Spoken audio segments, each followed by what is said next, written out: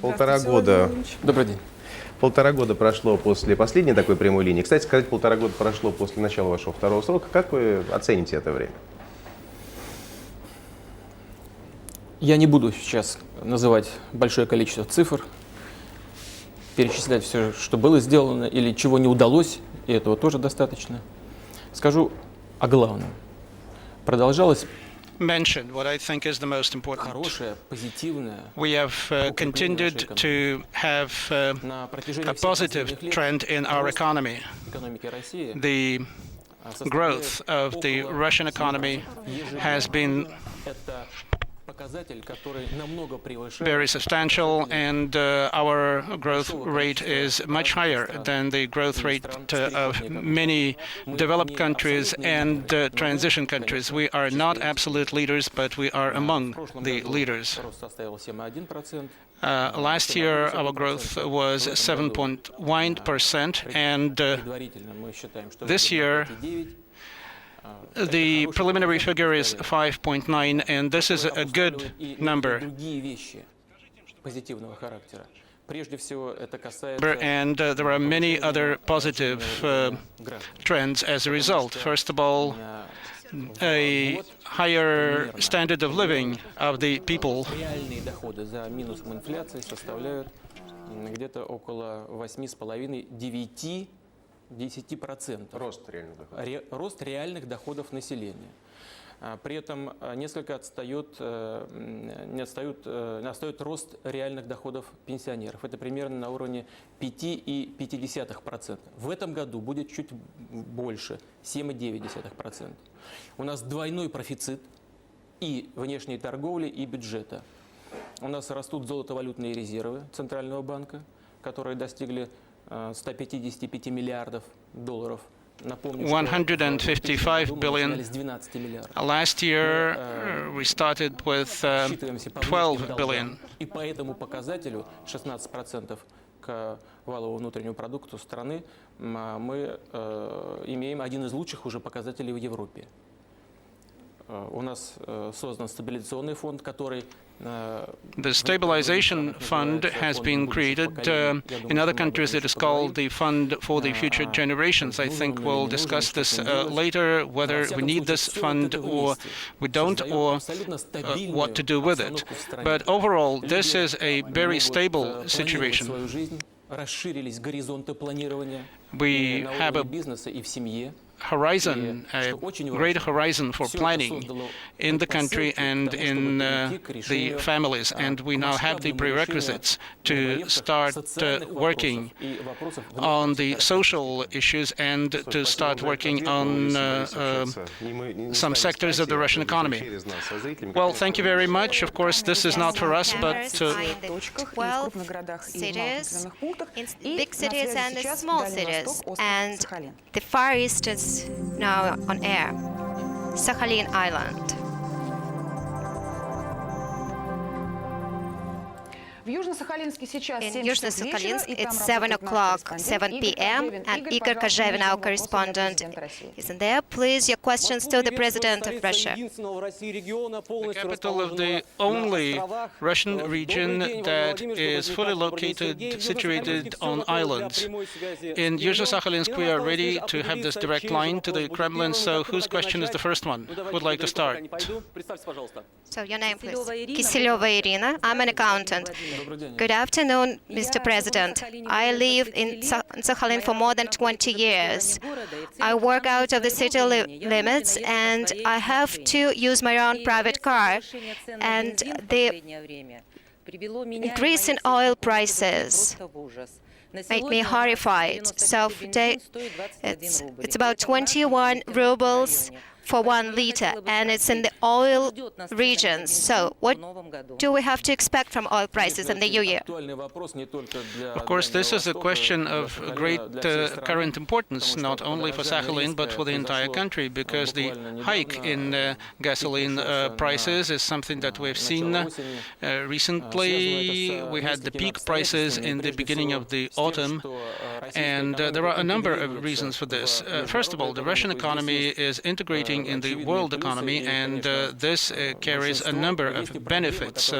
Most of them are benefits, but there are also problems. And one is that the general growth in the price of resources, oil and gas and oil products, the overall growth in the prices, this is something that is reflected in our country. But there are also some specific questions that the government should address, and it will be addressing in the coming months. First of all, there is an agreement with the leading oil companies, and there are not too many leading oil companies, and there is a problem there because they monopolize the markets.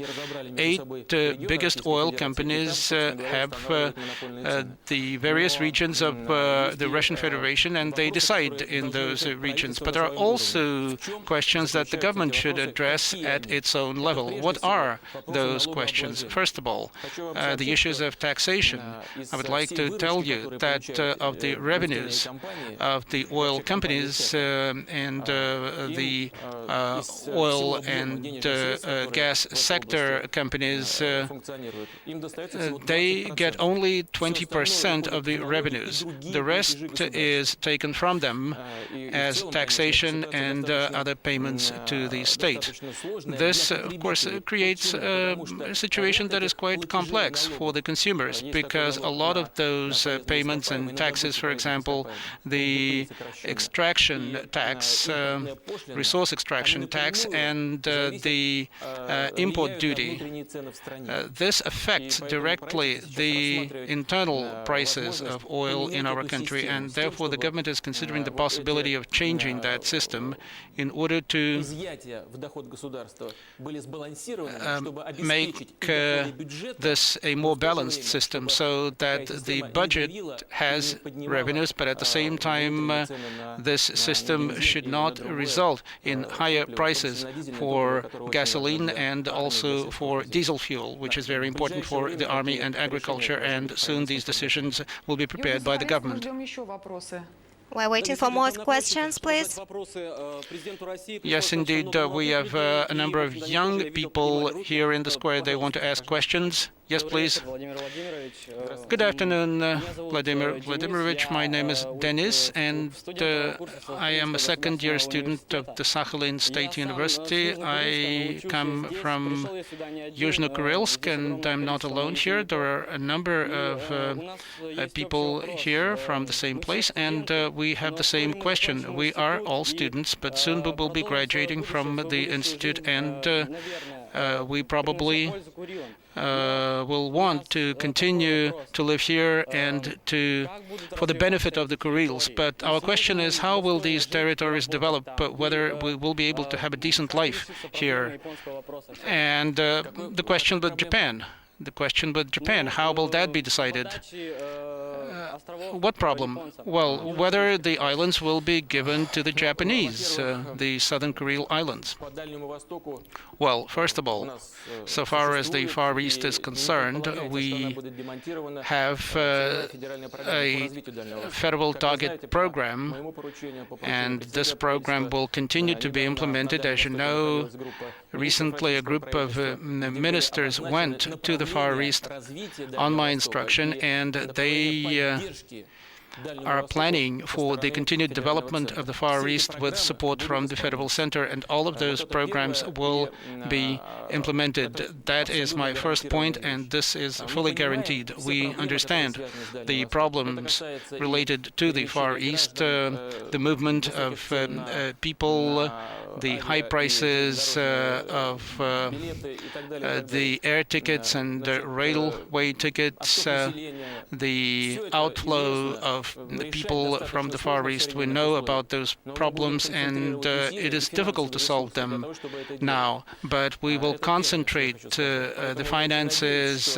and all our efforts to solve those problems. So I very much hope that you and your friends who live and study and work in the Far East, including on the islands, will have the conditions in place for you to apply your efforts contacts and your knowledge where you live and work. As for the negotiating process with Japan about the Kuril Islands, this is the sovereign territory of the Russian Federation under international law. These are the results, the outcome of World War II, and so far as this is concerned, we have no plans to discuss anything. We are ready to negotiate, and we are negotiating from this standpoint. We want to settle all the issues in dispute with all our neighbors, including Japan, with whom we are linked by a relationship of good neighborliness, which is improving every year. And because of objective reasons, both Russia and Japan want to improve our economic and cultural and other relations and want to cooperate in all kinds of areas. The question that you raised is, of course, a very sensitive issue for Japan and for Russia. I hope, and actually I am sure, that with the goodwill which Russia does have, we will find the solution that will be acceptable to both sides and that will benefit people who live in those territories and would also benefit the people of both Russia and Japan. Those possibilities are available and could be found if we work together. It is 7 p.m. in Sakhalin, so let's allow them another question before it's too late. Yes, indeed, we have questions. Maxim Borovsky. I am a leader of a dance club, and my question is about cars. The right side steering wheel, will that be prohibited? We're not planning any prohibitions. That's what I can say. But there is the problem of safety. You know the terrible tragedy that happened in Altai, where the governor of the Altai region who died in that crash. And the accident involved one car with the right side steering wheel, and the driver in that car did not see anything. So there are quite a few incidents of this kind, but no prohibition is being planned. I am not familiar with any plans to prohibit the right side wheel. As for generally the plans for the development of the automobile industry, an important sector in the Russian economy, the government has taken a number of decisions that to which our people reacted in different ways. But let me tell you, all of those decisions are aimed at creating conditions to produce automobiles in the Russian Federation, in our territory, and many companies are working here in Russia. For example, BMW and some Asian companies produce cars in Russia. We are negotiating with Volkswagen, with Mercedes, and other companies. If our economy and our territory are good enough for the Western and other companies are not good enough for the Western companies to produce here, and if we only import, then we will not have a proper development of our economy. Of course, the decisions should be mild toward the consumer. They should not really damage the interests of the consumer, but the decisions, I think, have already given some positive effect. Yuzhno-Sakhalinsk, thank you very much. Our correspondent Igor Kazhevin was in there, and then we turn to another district. We'll have more from the various cities, but now let's go to the call center in Moscow. Natalia Semenikhina is there. We've been told that in the 10 minutes of this hotline, thousands of telephone calls and SMS messages have been received. Now, Natasha, please. Mr. President, hello. Katya and Sergei, we are working for the 5 full days, and there are lots of calls coming in. So I will tell you just rough figures. It's about 845,000 telephone calls. SMS messages are also coming in. There are about 40,000 about them. And so now we do have calls from abroad, from foreign countries. So, talking about Russia, the most active are central regions and Siberia and Volga region. The main topics are of the social character, but there are lots of works about municipal services, medicine, mortgage loan, law, and the army issues. We do have lots of private questions, but I won't tell you the statistics and turn to those who were put through. We do have call from Yeisk.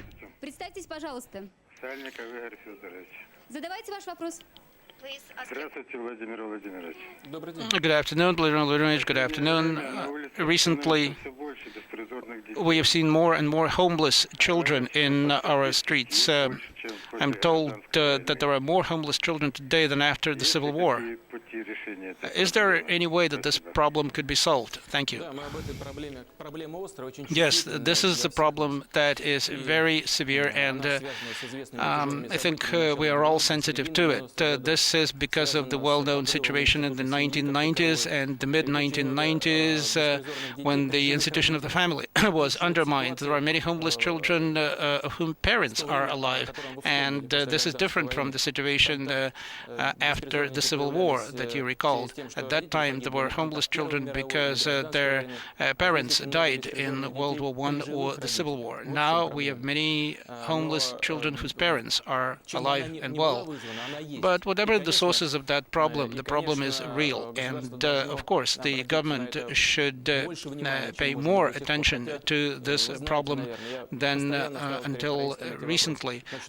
I've been pushing the government to address this issue. We have programs to address this issue. We will be allocating funds and resources, including for strengthening the family and adoption. I have many questions here. How to strengthen the institution of adoption, how to strengthen orphanages. We're planning to do this. We will be doing this. Another question.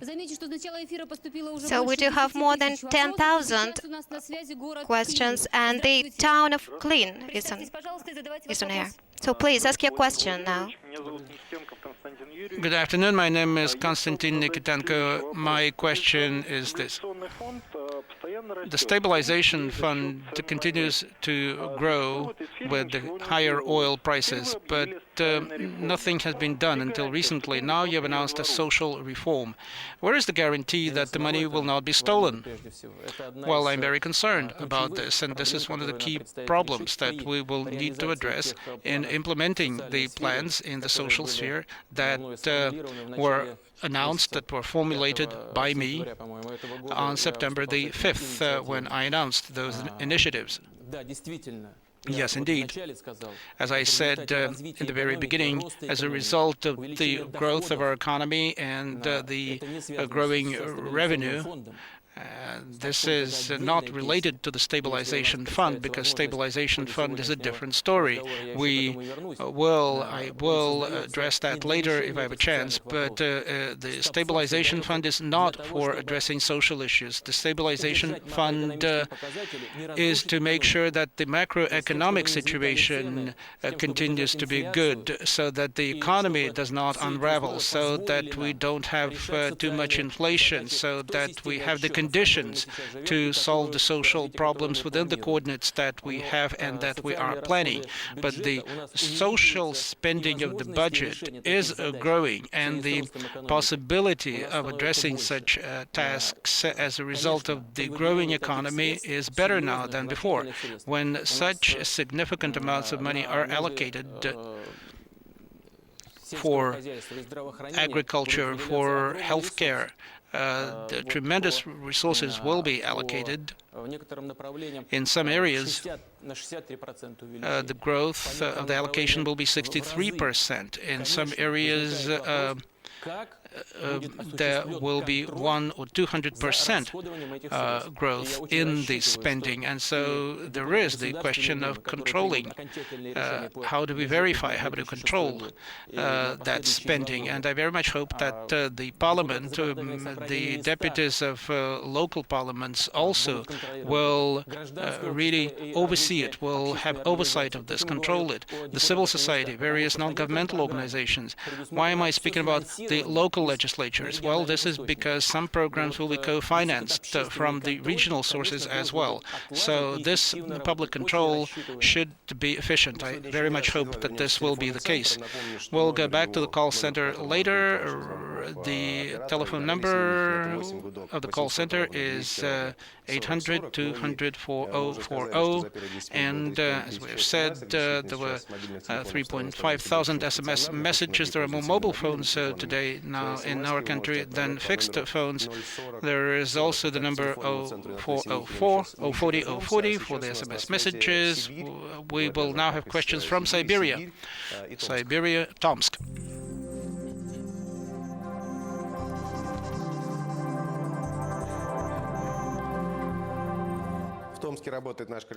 Our reporter in Tomsk is Alexander Merakov. You have the floor, please. Good afternoon. Tomsk is greeting the President and all Russian citizens. In Tomsk, 1/5 of the population are students. And today, in Tomsk State University, we mostly have students and teachers of various Tomsk colleges. Your questions, please. Good afternoon, Vladimir Vladimirovich. My name is Alexander. Starting 3 years ago, I graduated from the Department of Physics of Tomsk University, and I got my PhD last week. Congratulations. Thank you. Tomsk is indeed the city of students, and there are many students who continue postgraduate studies and then work as scientists. But then the results of their work are not always implemented. And I asked, I heard about these special areas for implementing the technical and scientific discoveries. I very much hope that this will be created in Tomsk, because that will make the life of our young scientists a lot better, a lot easier. But the fact is that many scientists now have better prospects abroad. People from the various international companies come to Tomsk and they invite our people, our scientists, to go abroad and work there. Why do we have this situation in our country, that it is easier to go abroad and succeed there rather than succeed here in Russia? Why is it that the work of younger scientists is not being implemented in the Russian economy? First of all, I'd like to say that your question represents concern, and your concern about the situation. But let me say that despite the problem of the brain drain from Russia, we can nevertheless say that it is good that the people who get education here are in great demand. That's good. Secondly, we have freedom of movement and the freedom to choose for our people, and in and of itself, this is a good thing. This is good for young scientists and young specialists too. But of course, it would be a lot better, a lot more interesting for our state, for our country, to create conditions so that our people can realize their potential, our scientists, our students, and even school students right here in our country. This is what we should work toward. We should create conditions for the people to apply their knowledge here in the Russian Federation, but should be competitive in creating such conditions. The government is developing a number of proposals in this regard. One of the steps, as you have said, is creating special areas, special implementation areas where conditions will be created for young scientists to to work in the high technology area. There will be several such zones, several such areas in the Russian Federation with proper financing and proper administrative, legal and taxation conditions. You have mentioned this. I would like to confirm that this is now on track, and this will be implemented very soon, starting January next year. And this is not all. One of the programs that I formulated in early September of this year, concerned education. And let me tell you what specifically is being prepared now. First of all, we will be selecting several what we call innovation colleges. The government at the federal level will be giving them additional financial support to buy laboratory equipment. We'll also allocate additional money for for paying teachers, promising young teachers or prominent teachers, not only those who live and work here, but also those who are now abroad and would like to come to Russia. There will also be additional money allocated to implement new curricula. We are planning for these colleges to be selected on a competitive basis, and the government is now preparing procedures for selecting such colleges. And I suggest that you become involved in this competition and formulate your proposals for the Ministry of Education and Science. Additional grants will be allocated for scientists who are promising and have shown their ability, not only for those who have PhDs, but also others. We will be allocating 5,000 grants, $60,000 each to students, school students and young scientists. For specifically young scientists, as you may have heard, until 2010, their official income will go up and will be no less than 30,000 rubles. The budget network will be changed somewhat in the system of the Academy of Sciences, and we are also planning to create 2 new universities on a totally new basis, and the Academy of Sciences will be involved in creating those centers. One of them will be in the south and the other in Siberia. We will also be opening 2 new and modern-based schools of management, one in the Moscow region and one in St. Petersburg. All of this taken together, including also allocating additional funds for school education. We'll talk about that later. This, I think, will create conditions for young scientists who want to apply their knowledge here will be able to do that. Well, I saw some others. You spoke about those who don't yet have PhDs, and I saw them smiling, so they have plans. What's your other questions? Yes, please, more questions. A teacher wants to ask a question.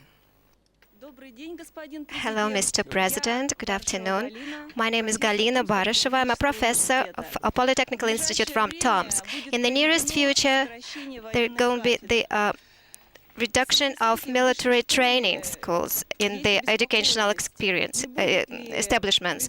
So we are worried if there are those who graduate from the universities will go directly to the army. So I do have a question. How does the army planning to accept the young specialists with higher education? And one more question. Do you think, Mr. President, that the base for the military reform and the basis for its success should be the increase of the soldier's life? What are you planning to do for this? Doubtlessly, you're quite right. You know that this It's a moral basis of any, and perhaps first of all, a Russian army. Let's recall Suvorov. Let's recall our outstanding military commanders who always were told to take care of the Russian soldier. This is the moral basis of all our armed forces. This is the way it should be. You just said that about the reduction of the number of military training departments at higher college. We have 229 or something like that. I may err one or two units. There were not so many military departments in the Soviet Union. When the Soviet Army had 5 million people, we have about a little over a million, 1,300,000. And the number of military training departments has grown sharply. The defense ministries consider that are being trained at these departments, they do not need so many departments at colleges. But the defense ministry have published, I don't know whether they published it or not. If not, they will be doing it very soon. The number of military training departments will be quite high. At the colleges that have such departments will be evenly distributed throughout the entire territory of the Russian Federation. And the young people who would like to acquire, besides the civil education at the military training departments, will be able to enroll at such colleges and universities. I repeat myself, they are evenly distributed throughout the entire territory of the Russian Federation. What additional plans are envisaged? All those who have already enrolled at a higher educational establishment where there is a military training program can quite easily complete their education there, and when they graduate from such colleges, they will not be called up to serve in the army. We're speaking only about those future students who will enroll next year, but they will know where there is a military training department at a college. This will be the conscientious choice of each and every person. And last but not least, we plan from January the 1st, 2008, there will be only 12 months service. This changes the whole picture. You must agree with me. Moreover, half of the year who has come to serve, be called up to the army, will be in the training unit. The second half of the year will be make his own choice whether he will be serving in ordinary units. After 6 months, he signs a contract, and for a period of 3 years at least, will be serving on a contract basis. Incidentally, for young people who serve according to contract, they will have all the necessary conditions in order to, after enroll at a higher educational establishment after their term of service is over. They will have courses, prep training courses. At these courses, while undergoing education, they will be receiving their salaries as a contract basis for 1 more year. That, in general, is being planned in the area of a military reform connected with education. Thank you very much. Tomsk. Now we have Kami region on air and the city of Vorkuta.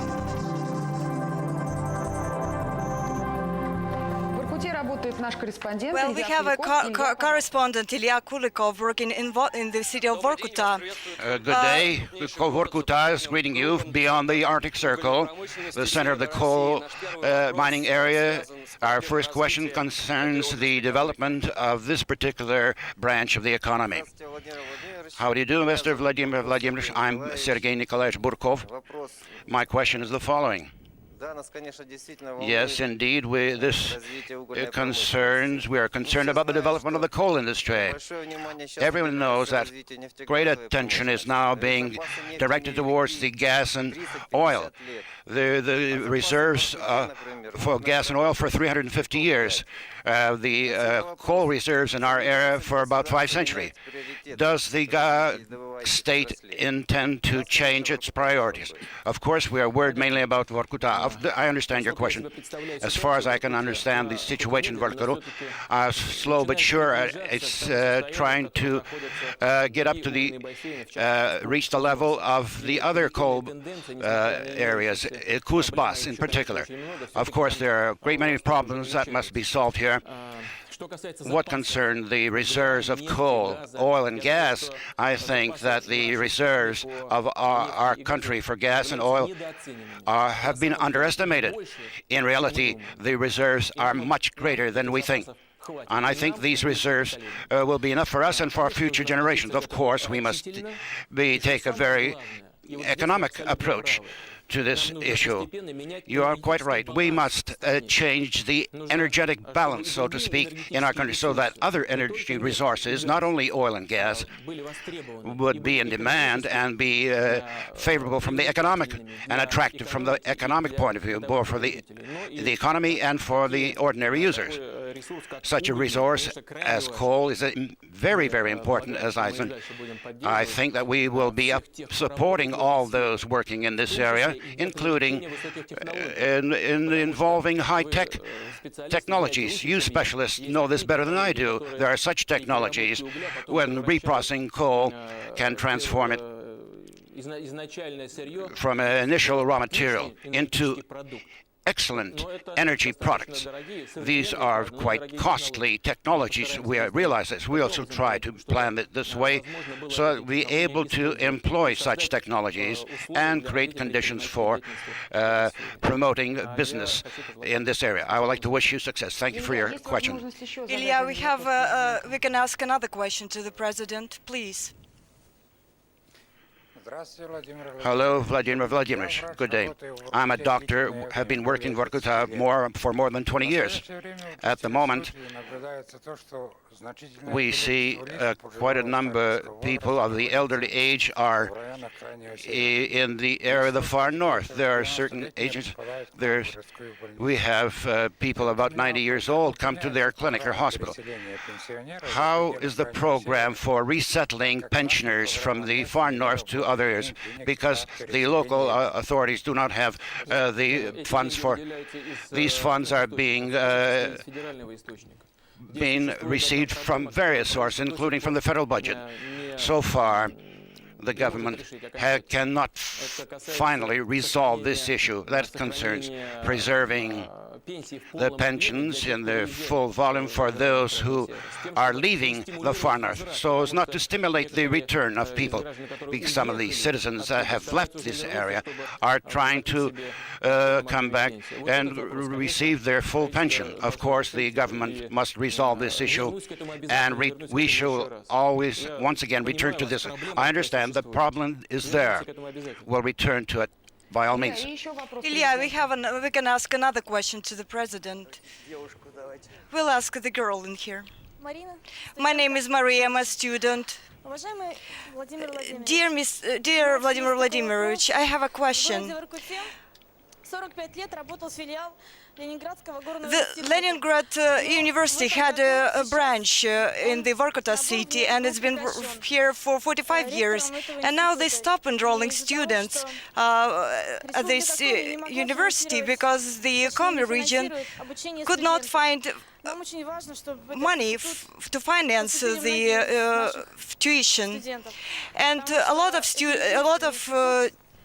young people would like to be enrolled in this institute, and we hope that we'll have the free of charge tuition.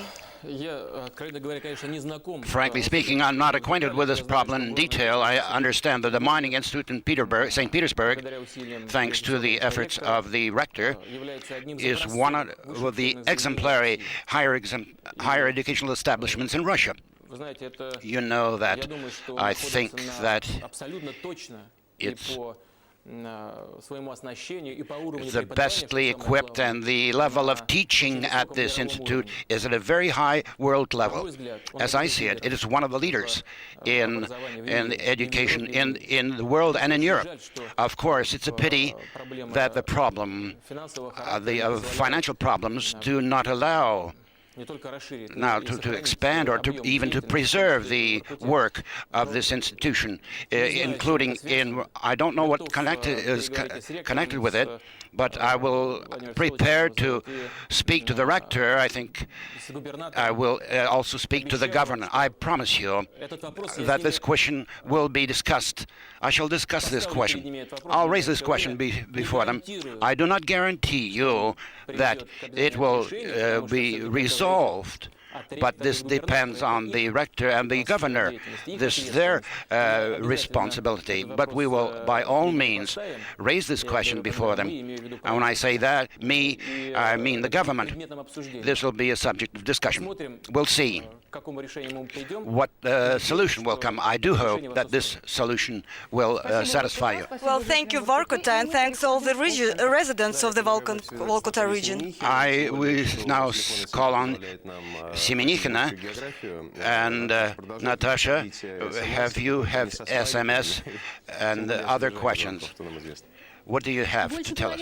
Well, over half of the questions that we received are received via mobile phones, and you can make a free of charge call. You can text us, and we've been receiving questions for over two hours, and we've received over 40,000 messages. One question from the foreign student in here, who is very concerned about the nationalistic problems, and how can we preserve trust to the foreign students? This question concerns myself, not only myself.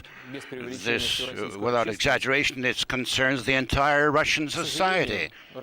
Unfortunately, is part of the present-day world, and we are observing a growth of such tendencies practically in all countries. This is a common illness. There is only one medicine that the society should not accept such phenomena. We shall intensify the role of law enforcement agencies, and we shall do everything possible so that skinheads and fascist-like elements should disappear from the political map, so to speak, of our country. We shall do everything in this direction. But for those excesses that do take place, and have taken place, I can only offer my apologies. Well, there is another question from Dagestan, from Ali, a 19-year-old Ali, and he is wondering why there are so many unemployed in the region, but there are so many wealth upscale mansions.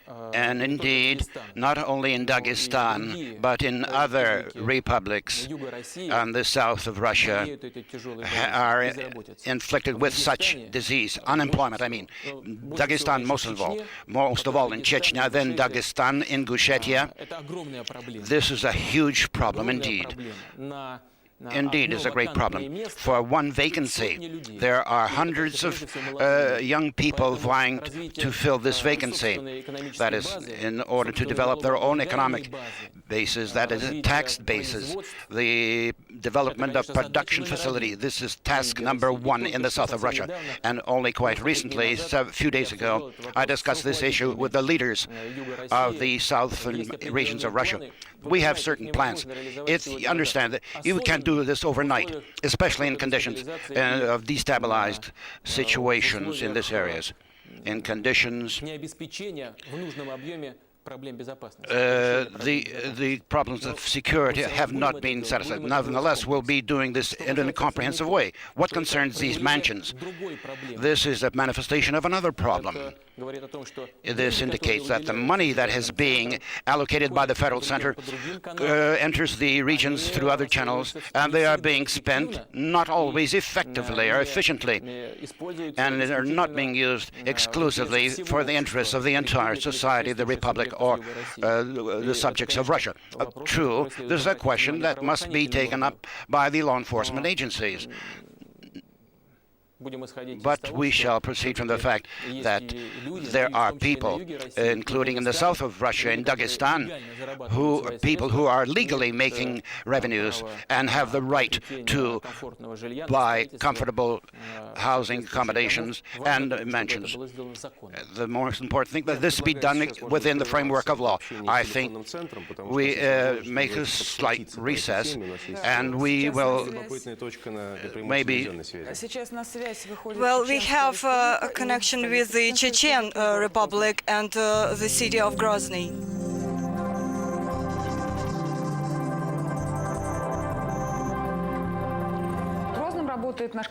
Well, our correspondent Vadim Kosilov is working in Grozny.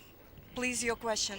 Hello, Grozny is on the air. We welcome you, not in order to waste time. We shall now tackle the questions. Well, here's a question. Please come up to the microphone, please. Introduce yourself. Hello, Mr. President. My message is Jack. When is the kidnapping in Chechnya is going to be stopped? My son was kidnapped several years ago, and there are so many thousands of women like me who lost their children. And who is responsible for that? This is one of the most serious questions that comes at all kinds of levels, and specifically in recent years. We understand what this is connected with. That is because it is impossible to ensure security for people at all levels. I hope that you agree with me. At times, it's almost impossible who is behind all these crimes. Either they are bandits in disguise or these actions by law enforcement agents. In any case, we shall continue all our investigations to find the missing people and to track down those who are responsible. We have instituted scores of court action against such people, and this involves people of local law enforcement agencies. The main thing is to find a political settlement in Chechnya involving the greatest number of people in the process of finding such settlement. We have set up a local law enforcement agency in the Republic, which are practically serving by the Chechen people themselves. That's number one. And the second point, I attach considerable attention to the parliament elections, which are to be held in November of this year. I think that there should be people in the parliament with diverse political views, so that all disputable issues should be resolved openly in a civilized manner in a political process rather than by the use of force. Herein, I hope to see your support, but the support also of all the people in your republic. Grozny, we expect another question from you. Let's go over to this area. Jamayev, Ivan Germanovich, people's artist. Good day. Okay. Mr. President, having visited our republic, you compared Grozny to destructed Stalingrad of the Second World War. Since then, quite a number of years, and the reconstruction work is going very, very slowly, and it's very complicated. I lost my living quarters in 2000. I've encountered a lot of red tape and a lot of humiliation. For my family have been renting in other people's apartments. There are thousands of people like myself. When is it possible to receive compensation? When will this compensation be issued to us? Thank you.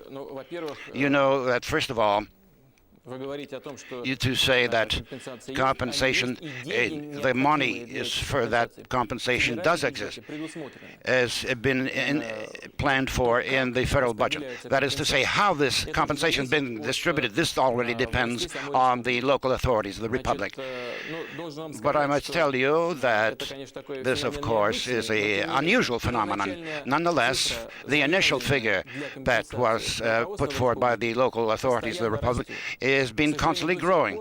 Unfortunately, the federal bodies and the local authorities in Chechnya cannot establish the ultimate figure.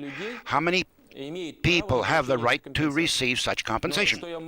But I can tell you this for sure. I can tell you this for sure, and I promise this to you. All the necessary funds will be allocated. I will repeat this once again. I'll speak to the President of the Republic once again and the corresponding structures in Moscow, and I'll give additional instructions so that the funds will be allocated and so that the procedure of distributing these compensation will be restored. What concerns rebuilding Grozny itself, this is a problem that requires a comprehensive approach to ensure security of the city so that what is built today will not be destroyed tomorrow, and to organize this work on the spot. As you know, unfortunately, for a long period of time, it was impossible to resolve the question of to transfer the direction, the organizing committee, to move it from Moscow to Grozny. So, to put it mildly, to resolve this question so that the authorities in Chechnya will organize this work on the spot. I do hope that this will also improve the situation. The necessary funds will be allocated. Maxim, another question from Grozny residents. Let's go over to this side, to some younger people. They probably have some questions.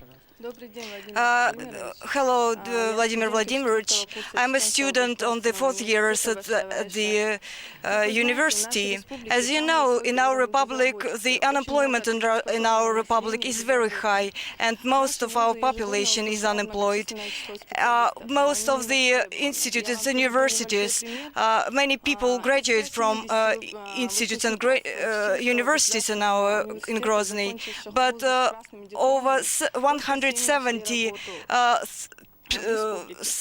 students who graduated last year, only 7 people could find job, and it's very hard to find hard for the Chechen people to find job in here.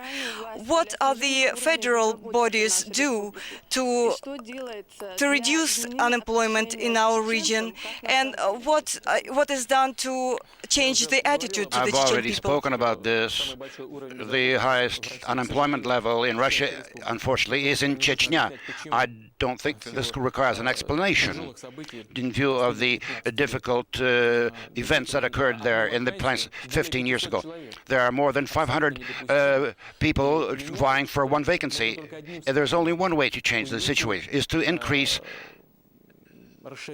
expand the economic possibilities of the Chechen Republic itself, to build new enterprises and production facilities there. I must say the process has been started. It's off the ground. I don't want to make a mistake in figures.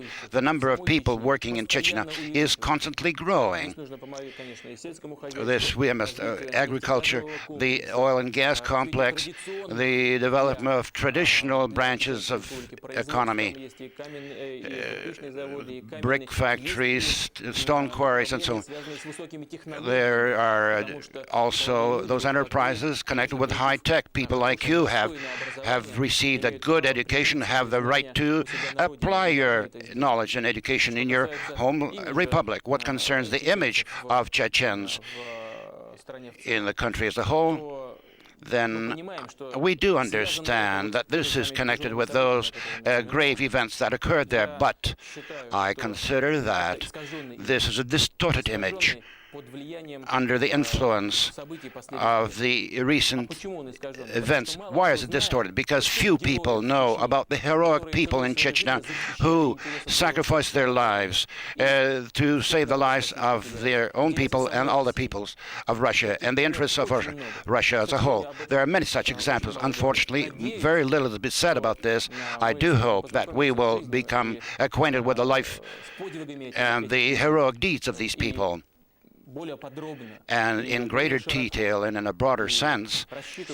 I'm counting that this will change the image of the people of Chechnya throughout the entire Russian Federation. Of course, certain measures and steps must be taken on the part of the state mass media. Maxim, thank you very much. Thank you for the Grozny residents who took part in our live and phone-in show. And we still continue to receive questions questions over the. We're receiving email questions, and you can check our website www. Вопросов, мы точно скажем вам цифру в течение нашего эфира. Сейчас на экранах вы увидите рейтинг наиболее популярных вопросов, которые приходили через интернет. И, Сергей? У меня есть вопрос, который, как мне кажется, вдвойне актуальнее. Он мне не очень нравится тем, что он не подписан, но, как бы, сути дела это не меняет. Вот примерно на днях был год с вашего памятного выступления 13 сентября, когда вы предложили новый порядок избрания губернаторов в парламентах местных по вашему представлению. И в свою очередь человек, который прислал нам вопрос, вспоминает о том, как на прямых линиях, таких как сегодня, дважды ставился вопрос о бедственном положении города Усть-Кут. И вот в этом году вы предложили кандидатуру Александра Тишанина вместо Бориса raised several times. You proposed Alexander Tishanin instead of Boris Govorin as governor of Irkutsk. Is this the result of the Collins, the previous Collins? Well, this is above all the result of my evaluation of the situation in that region, and also the result of the fact that Boris Alexandrovich Govorin worked 2 terms as a governor for a region such as Irkutsk region, Irkutsk Oblast. This is quite a lot, and he has a lot of experience of government work, of work in business, and I'm sure that we'll be able to find ways to apply his knowledge and his efforts in other areas. I wanted to have in that region a person who, on the one hand, knows the problems of the Irkutsk Oblast, but on the other hand has a fresh view, an original view of how to solve the problems of the people who live there. And the candidate that I proposed is the kind of person, the kind of administrator who had worked in the region for almost 2 years, a year and a half, and he worked as CEO of the regional department of the Russian railways. He knows the economy, he knows the problems of the region, but he is also a person who is not in any way committed or has any commitments toward the local bureaucracy. I'll call things by their names. The local bureaucracy who should address problems a lot better than it does. Well, we'll talk about the governors, but what do we have now? Now one of the most important centers of military industry. It's in Udmurtia, so we're going there right now. Прямой эфир выходит из Ижевска. So Ijevsk is online. Maxim is online. Here we are. Good afternoon, Katya and Sergey and Vladimir Vladimirovich. The capital of Udmurtia, Ijevsk, a city that has many glorious names, such as the legendary designer of rifles, Kalashnikov, the skier Galina Kulakova, and others. We have here the residents of Ijevsk. They will now talk to you. Introduce yourself, please. Andrei Alexandrovich Nikolaev. Good afternoon, Vladimir Vladimirovich. My question is, why is it that our defense industry is surviving mostly on orders from the West, whereas our army cannot buy, cannot afford sophisticated new weapons? I am a turner in the defense enterprise Kupol. We produce anti-aircraft equipment that is in great demand in the world, but we don't have orders from our own state. When will our state give attention to the problems of the defense industry? Well, as you may know, a few years ago, the army was not purchasing any weapons. I will talk a little more about what is happening in the army, because there are many questions of this kind, not only from people working in the defense industry, but also people in the army, the servicemen. I have many questions from the servicemen of this kind. And first of all, let me say that over the past few years, in terms of improving the financial situation of the defense industry, we have done a great deal, specifically to cancel the debts, to provide orders, to preserve jobs, and to develop high-tech production. international markets and the use of international markets is an advantage, and it's a possibility to give certain financial and technological support to the defense industries. There is a real struggle in international markets today, and if our people are able to make their way into those markets and to promote our interests there, that's a good thing. It's very good. Last year, the volume of sales there was about $5 billion, and I would say that the psychological barrier was cleared last year. The armed forces of Russia purchased more than that amount, spent more than that amount to buy weapons. For weapons acquisition, we are spending more today than the defense industry gets revenues in international markets. Of course, our weapons are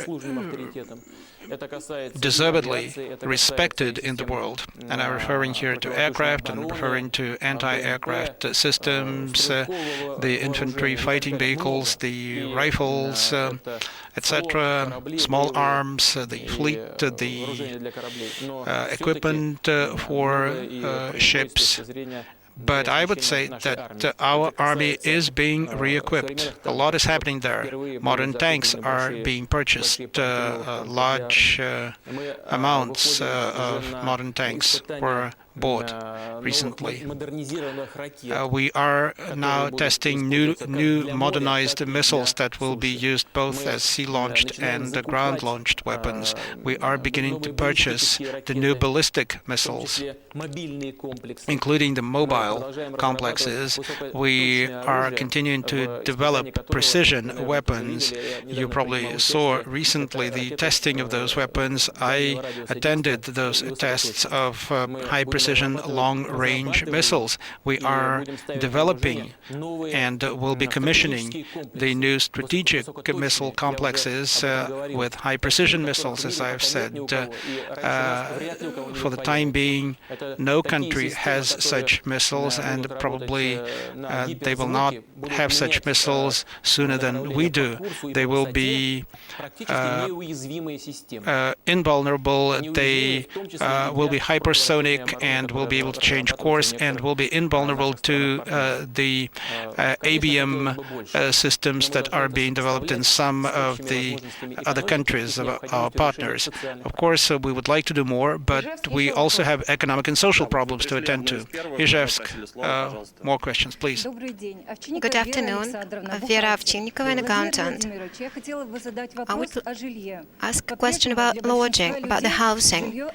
The housing problem remains a problem. It's a luxury. If you're not under the young family program, then the only thing is the mortgage loan, and the interest rate is very high. So my question is, why the mortgages didn't become the massive, and the people with low incomes are not involved in it? Well, the mortgage system has not become a massive trend yet because, first of all, the income of the people is not high enough. Secondly, the economy and high inflation. When inflation is high, banks cannot grant mortgages on easy terms. And thirdly, we don't have enough experience in this area. These questions should be addressed, and given that the economic possibilities are now greater than before for our government, one of the priority areas should be addressing the question of affordable housing, and you said quite correctly that the mortgage system is the more promising way of addressing this problem. But also socially affordable housing will also be built. For example, for veterans of World War II, the amount of money next year that will be allocated next year will be several times higher. For example, last year it was 200 million, but the budget of the Russian Federation will be allocated 3 billion next year. Please, veteran organizations, take care of this and pay attention to this. Now, again, about the mortgage system, we'll be addressing a number of issues. First of all, we will add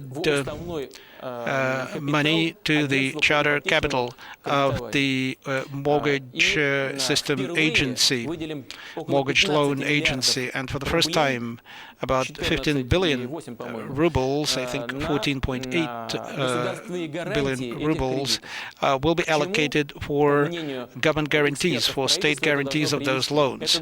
The government experts believe that this will result in longer mortgages, longer-term mortgages, not 7 to 8 years as now, but 20, 25, 30 years term mortgages. And then the mortgage loans will be cheaper, substantially cheaper as a result.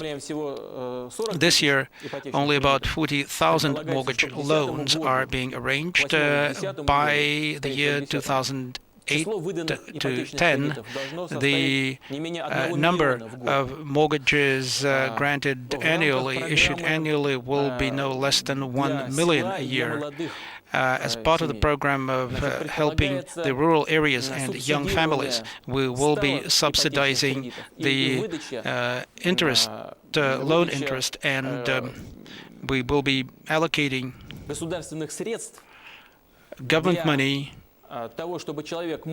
to make it possible for people either to get that money and add, to leverage that money and add a little more and buy apartments, or use those government subsidies as the first installment in paying for mortgage loans. We will be doing this in various regions of the Russian Federation on this or that scale. In some regions, people will be able to get up to 50% subsidy from the state and 50% as loan or as their own money. And in some other areas, particularly in the rural areas and in the depressed regions of Russia, there will be 100% subsidy that will allow a person to move into that housing on a renting basis, and later he would be able to buy out that. That will be in the depressed regions, in the rural areas, and for young families.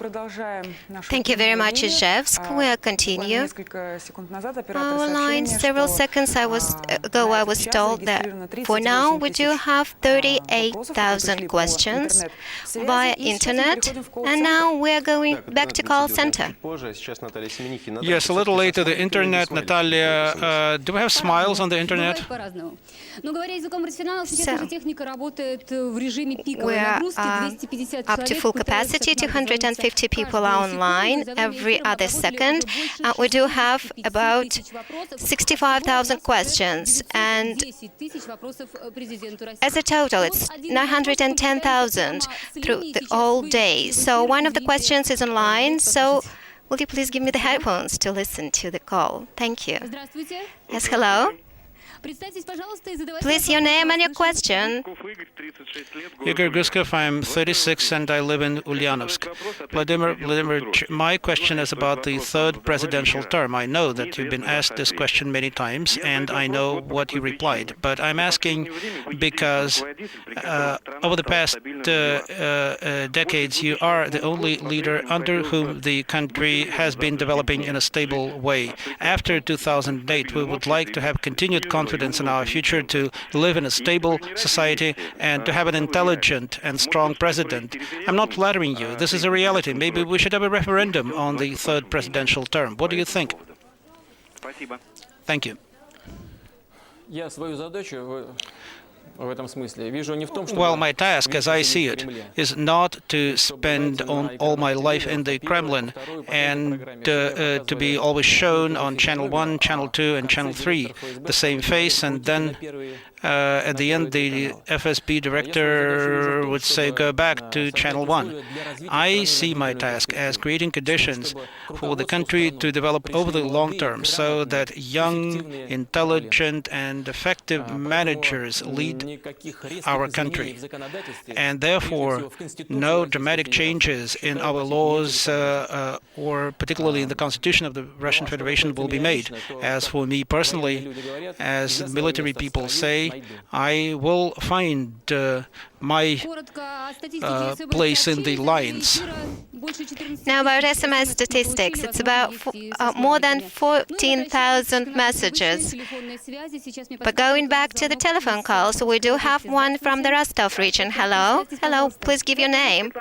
Svetlana. Mr. President, will you please say to us, why do we in Russia can make a norm of 2-3 child per family? Those people who are in charge of child support benefits do not think that it's enough. In Finland, for example, it's more than 200 euros per family. How would you comment on this situation, please? The population problem in our country began to emerge as a negative problem in the late 1960s, and we have had a continued negative trend over the past decades. And in this regard, Russia is not that different from other European countries, despite the fact that in many European countries and in North America, a lot of money is being allocated to support population growth. We don't see much success even in those countries. This is a complex problem, a multifaceted problem, and of course, this is a problem that should be addressed. But that does not mean that the government should not give special attention to that problem, and specifically, the government definitely should give more support in those areas that you mentioned. We certainly should address the issue of benefits, childcare benefits, but that is not enough. We should also think about how we support the kind of social and economic stability in the country that we need, because this is a basic condition. People should be able to think over the longer term, with a longer horizon for themselves and their families. The income of the people should grow. As for your specific question, there are several initiatives now being considered in the State Duma. One of the initiatives is to increase the lump sum payment when a child is born from 6,000 to 8,000.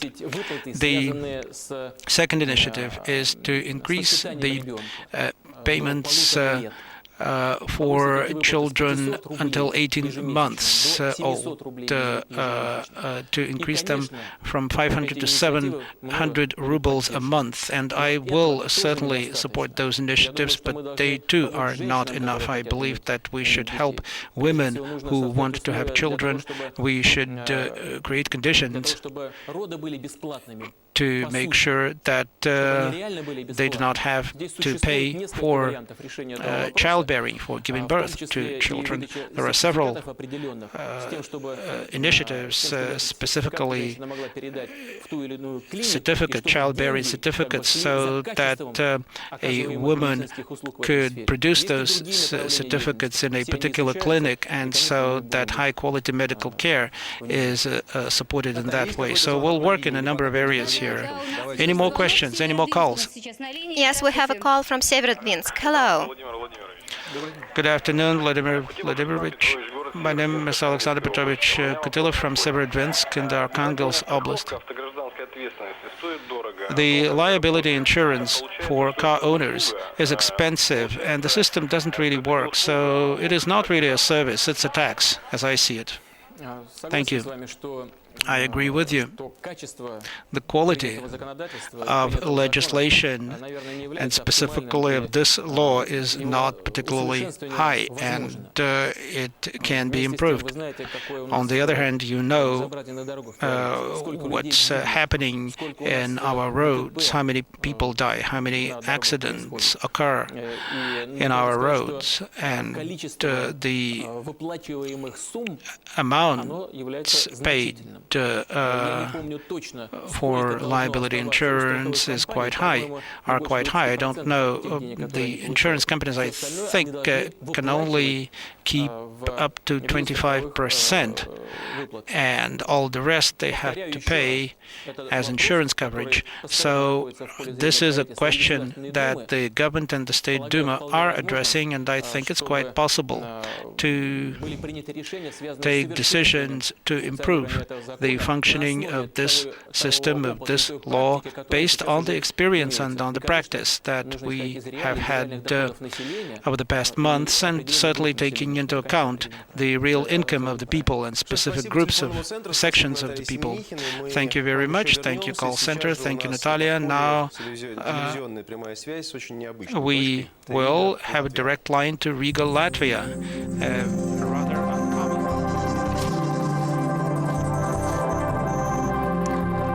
Олег Грознецкий присоединяется к нам вместе с гостями своей телевизионной студии. Please, Oleg, first of all, let me tell you why we are not in the streets of Riga, but why we are speaking from the roof of the House of Russia. The Riga State Duma first agreed to having our broadcasting station in the streets of Riga, and then this decision was cancelled because they said there can be no security assured. Now we are here in the Russian Cultural Center in Latvia. Please introduce yourself. Svetlana, my name is. Good afternoon, Mr. President. I do have a question about Russian schools. Probably you know that Russian language is being forced out from the schools of Latvia. And the Russian schools do have a lack of teachers and manuals in Russian. We know that Russia has an opportunity to help us. And we would like to know whether we do have hope for the future assistance. First of all, I would like to convey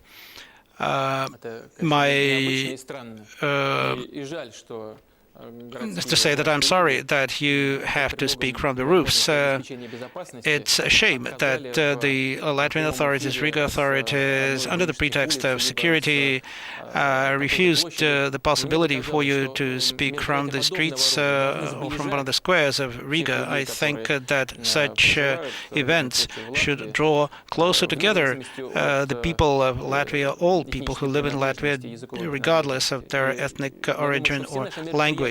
All that we're doing, including this call-in show, despite the fact that you have to speak from the roof, should help to draw people closer together. This is our common problem. Let us, of course, not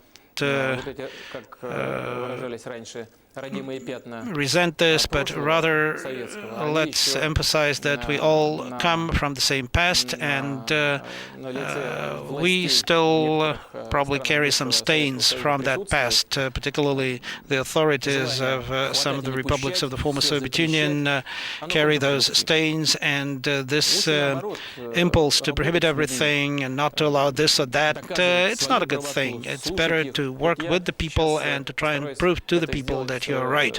This is what I'm trying to do, and this is what I'll be trying to do in replying to your question. The problem with the Russian schools and with the Russian language is a problem not only in Latvia and in the Baltic states. I would not want to demonize the position of the Latvian authorities here. Recently I attended the UN summit in New York, and I spoke to the president, to your president, Pika Freiberger. We had a very good conversation. She understands many problems, including problems of the Russian speakers. And I very much hope that both at the level of the national government in Latvia and at the regional level, there will be a positive reaction and that they will be helping to create proper conditions for people regardless of their ethnic origin or language. That they will be helping all of those who see Latvia as their country. As for the support of the Russian language in the former republics of the Soviet Union, we are trying to help using various channels, the public channels, the state channels and others, and of course the Ministry of Education and also the Ministry of Foreign Affairs allocate funds specifically for buying teaching aids and textbooks. We will continue also to invite teachers from Russian language schools and Russian language teachers to seminars and conferences in Moscow. We will do our best to make sure that our specialists are able to visit Latvia and other countries and that they help in improving Russian language education in Latvia. We very much hope that this will be properly understood by the people of Latvia and by the Latvian authorities. We hope for an understanding of the fact that Russia does not want to divide Latvian society or the societies of other Baltic states. What we want is to see a united society, a monolithic society there, but a society in which all people, regardless of their original language, are fully fledged citizens of that country which they see as their home. And Russia will be helping to address all those issues that you may have. But again, let me say that we will try to do it in a non-confrontational manner to make sure that we don't create new problems, but rather that we create conditions for you to live properly in those countries, for you to feel as fully fledged citizens in the country that you regard as your home. Oleg, another question from Riga. Yes, please. Good afternoon, Vladimir Vladimirovich. My name is Oleg Viktorovich Kalmykov. I am a citizen of Russia. Please tell us, why is it that our requests for pensions are considered in the pension fund for up to 1 year? Well, the fact is that there is an agreement of the CIS countries. A decision has been taken at the government level of CIS countries that the pensioners who live in one of CIS countries but are citizens of another CIS country are getting pension payments as citizens of the country in which they live. I am not sure whether this procedure applies to Baltic countries. If you think that the bureaucratic situation, that the bureaucratic red tape is too much for you in accordance with the existing legislation, I will definitely speak to our government agencies about this problem today. Well, let us continue this conversation with the people who are on the roof in Riga. We had a Russian citizen, but there is another category of people here, a category of non-citizens. Are there non-citizens of Latvia here? Yes, my name is Eduard Goncharov. Vladimir Vladimirovich, you said on many occasions that we here are not even foreigners, we are non-citizens, but we are your countrymen, we are your compatriots. How can you help us specifically? I have said in replying to the first question that this is a situation that cannot be regarded as normal, and an objective observer, an analyst, a political leader, including in Latvia, any person who regards himself or herself as committed to human rights has to agree that the current situation is not right.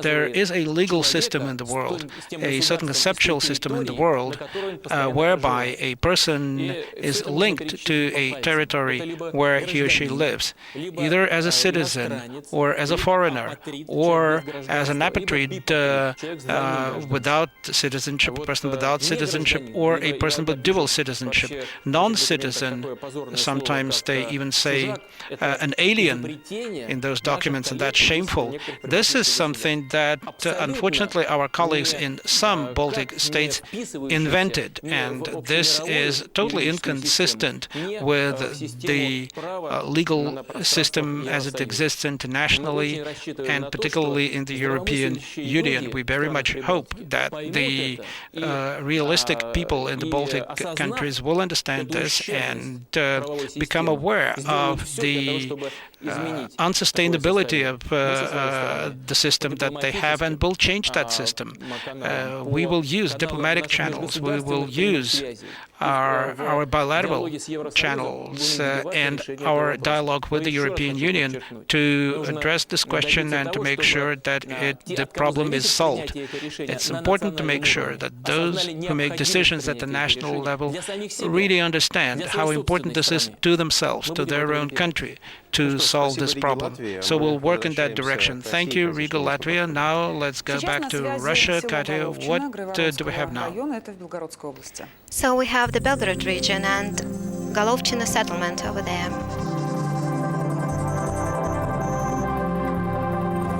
Село находится на границе России и So it's on the Украины. border of Russia and Ukraine. And Ilya Kanavin is there. Ilya, you're online, and all the residents. Good afternoon. Good afternoon, Russia. Good afternoon, Vladimir Vladimirovich, Katerina, and Sergey. Yes, this village is on the border, and one of the villages here actually has a sign saying this is where Russia begins, and that's quite typical. What is less typical is that Golovchina is not a typical Russian village. It's very comfortable, it's very well kept, and there are many young people there. That again is not typical in the Russian villages. There are 7,000 residents in this village, and I have to tell you that the feeling of things going well here was a very pleasant discovery for us, and rather surprising. But there are problems here, of course. So what are your questions to the head of state? Yes, please. Please introduce yourself. Good afternoon, Vladimir Vladimirovich. I'm Lyudmila Alexandrovna Mayrachovskaya. We do live with my husband on the Ukrainian border. Our daughter lives in Kharkov, which is Ukraine. It's not very comfortable to go there by train because it leaves only one time a day.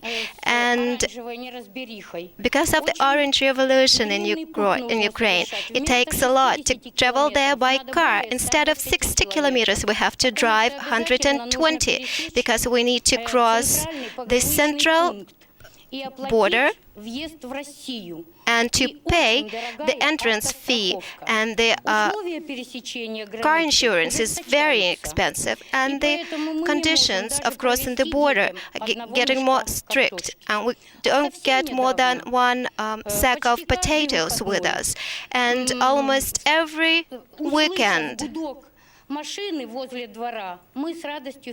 listening to the car, we were ready to greet them, and our grandchildren were eager to see us. But now we're afraid that we won't have such an opportunity.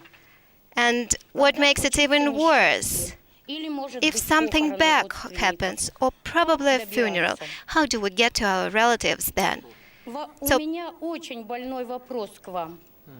So please do give your comments whether any procedure is going to be simplified, even for the residents of the border zone. Thank you. I understand your question and your pain, your concern, and I fully share your feelings. Fully share your feelings. This is absolutely impermissible when two ethnic close peoples, in the direct sense, in the pure sense of the word, in the spiritual sense as well, have been separated.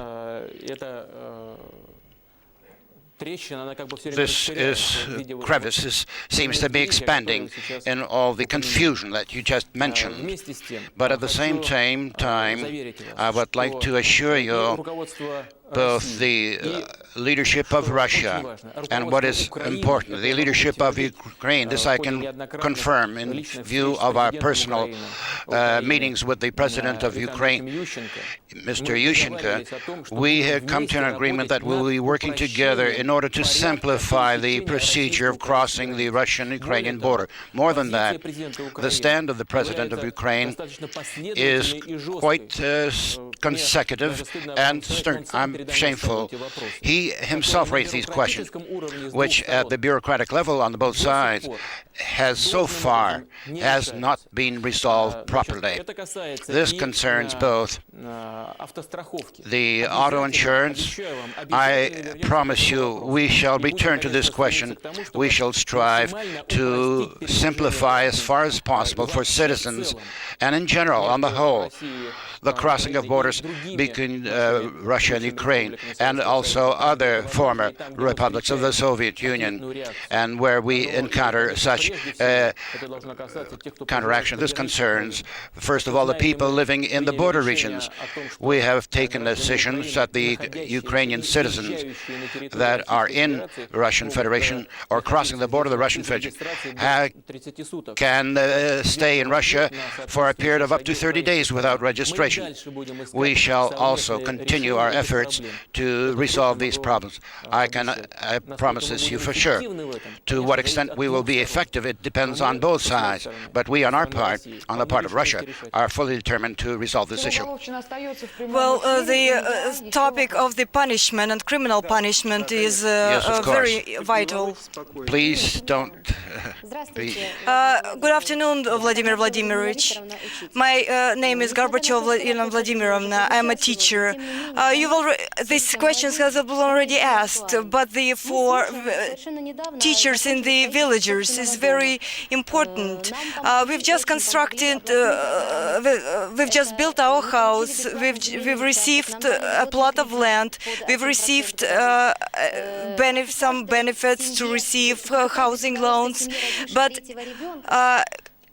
And if, as any other family that has 3 children and more, we received 1,000 rubles, but despite all the support from the government, and building your own house is very expensive and it takes a lot of time, can we rely on the government, on the country, to provide us a house to be purchased if you take loans, housing loans, and within 10 years we've been already living in our own house, and our children and we will have a plot of land, and you probably have a plot of land, and you know how happy we are to have it. The housing problem is one of the most acute ones through the entire history of the Soviet Union problem. As far as we can remember us, we have always been talking about the housing program and the necessity to resolve. I, in any case, as far as I can remember myself, we have been talking about this issue all the time. I can always also repeat what I've already said. What concerned the rural youth, the program concerning rural youth, it will be continued to carried out. It will be implemented, not only in the former framework. Its framework will be expanded. I will repeat once again now. For the rural youth and for other regions, the possibility of acquiring housing by 100% through to credits from the state, but with a subsequent possibility of buying out this housing for themselves. For the self-sufficient regions, 50% will be covered by subsidies or by mortgage plan for quite a long period of time and on easy terms credit. This is what we intend to do, and we hope it will be implemented, that this will be noticeable for the people living in rural areas. Ilya, you have another opportunity to ask the question. Thank you very much. Who will ask the next question? Can I ask the question, please? Galerin Yuri Alexandrovich, I'm a farmer. Hello, Vladimir Vladimirovich. I have the following question to ask. I've been in this business for 10 years now. That's why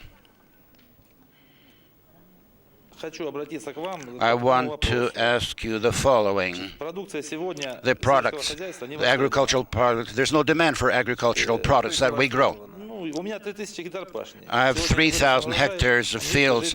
The harvest that I've taken in is in granaries. There's no demand for my produce. I cannot sell my farm produce. I have the following question. Will the state pay attention to this problem? I'll try to. I've understood the question. Thank you. I understood your question quite adequately. And this problem is well known to all. First of all, I must tell you, the practice of providing easy term credits for farmers and for those people who are working on their own plot of land. This practice shall be continued in the future. We have envisaged the allocation of additional funds so that farmers and people having their own plots of land would be able to use the entire system which is being developed for large-scale farmers. This means the following. You will be able to continue receiving easy term credits with subsidies for large farmers. 2/3 of the rate will be used, but for individual farmers and private farmers, the subsidies may be as high as 95%. That means that this grant almost entirely. What concerns the selling of your products, we will continue to upgrade the practice of state intervention. I mean, the state will. We talk to the Ministry of Agriculture and other agencies. This so-called intervention on the part of the state should be undertaken not after the harvest. This should be done prior to the harvest season. And the approximate figures at which the state will be buying up the products that you grow. That is to stabilize the prices at which it will be sold. And the third issue, the necessary funds will be allocated for creating the infrastructure for other economies in the rural areas, to lessen the dependency on the middlemen who buy up your farm produce, and so that the buying up, I would like to repeat this once again, in order to lessen the dependency on indecent middlemen. We have just worked out these measures, and I hope that they will be implemented in the economic life of next year. Thank you very much, and we'll thank you for all the residents from Belgorod region that they took part in the conversation with Mr. President. We now go over to the call-in center. I have such a feeling there's one call after another, more and more call-ins. Natalia Semenikhina. We are approaching the 1 million question, and we have received 500,000 SMS messages, and 8,000 recording machines are working, and all the questions are in the database. And here is the next questions. Please introduce yourself. Unfortunately, we didn't receive this call, and of course we have another one. This is from Sverdlovsk regions. It's on the other line. Please introduce yourself. We are listening. Simonov, Gennady Semyonovich. Go ahead. Good day, Vladimir Vladimirovich. Good day. About a year concerning the question of monetization of privileges. The passions are sort of dying down now concerning providing people entitled to privileges to provide them with medicine, both in my town. I know that this problem exists in other territories of Russia. Sometimes this does not depend on conditions that the local authorities can handle. The government of Russia, the health ministry, have worked out such measures and patterns of providing pensioners with medical medicine. What can you say about that? I agree with you that not only in the respect that the law of monetization, and this has triggered justified emotions, because certain measures should have been taken, adequate measures, long ago. Nonetheless, unfortunately, as is often the case, these questions are being resolved not in the way they should be. I'll not be using strong words. I don't have the right, all the more so on air. But I think you understand what I have in mind.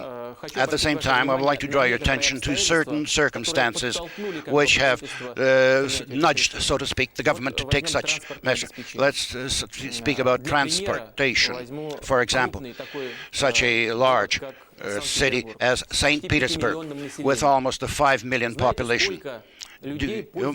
How many people had enjoyed free transportation? 2,500,000, more than half the population of the city was able to travel. But there are people that did not travel anywhere because of their health, because of age, or because of their young age. Then who then paid for all the workers of industrial enterprise, doctors, teachers? That is people who have very modest incomes. But since very few people paid for this, the tariffs of this for such services increased, and the governor told me 2 more years of such work, the public transportation will come to a grinding halt. There will be private transportation, but this is even worse. That is to say, it was necessary to resolve these pressing problems. That's quite true, but of course they had to be resolved more adequately. They should have been in a way what would happen in the regions, in the provinces. In certain areas, these benefits and privileges were annulled, especially concerning students. These questions were not pertaining to Law 120. Let's take, there were people who had the right to receive free sanitary accommodations and treatment. We had millions, tens of millions.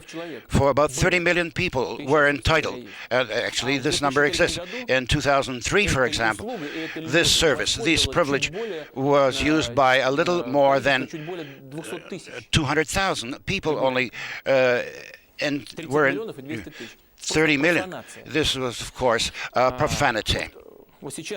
Now, only of the 8 months of this year, of 1 million people, and this is, of course, is a little, but this increased considerably. What concerns the provision of people with medicine and drugs, there are very many errors and many problems existing in this area. But nonetheless, the nomenclature of the names of these medicine have been, the list of medicines to be offered has increased to 2,000 names. Previously, certain people could only read about such medicines, but today people have the possibility of receiving such medicine. Probably the system of distributing these medicines is not completely functioning properly, that the federal authorities and regions must see what actually is taking place in actual life, but not on paper, and the signals and impulses will be formulated by myself to those agencies. We're coming to the second half of our call-in show. We have excluded certain cities. So we have on direct line with Engels city, which is in the Saratov region. the elite division of the Air Force, Sergei Semyonov is a correspondent. Hello, Vladimir Vladimirovich. Hello, Katya, Sergei. The aviation division in Engels is the largest air base in the Russia of 160. The pilots themselves jokingly say this air base, the arm of Moscow. The air base here is working on in a pattern of constant battle readiness, and they're ready to take to the air at any moment. We have officers who are not on patrol duty, their wives and children here. Of course, they have the officers have questions to the Commander-in-Chief of Russia. Let's go over to the question. Who would like to be the first? Introduce yourself, please. Deputy Colonel Svaidulin, Commander-in-Chief, you have always recently been in the Navy and Air Force. Quite recently, you flew in a supersonic strategic bomber. This means that the Air Force and the Army whole is becoming a priority for the state.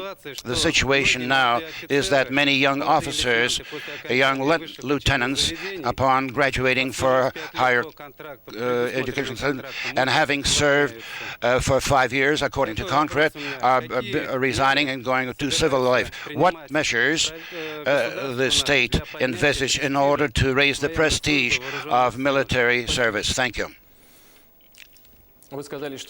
You said lately been visiting the armed forces.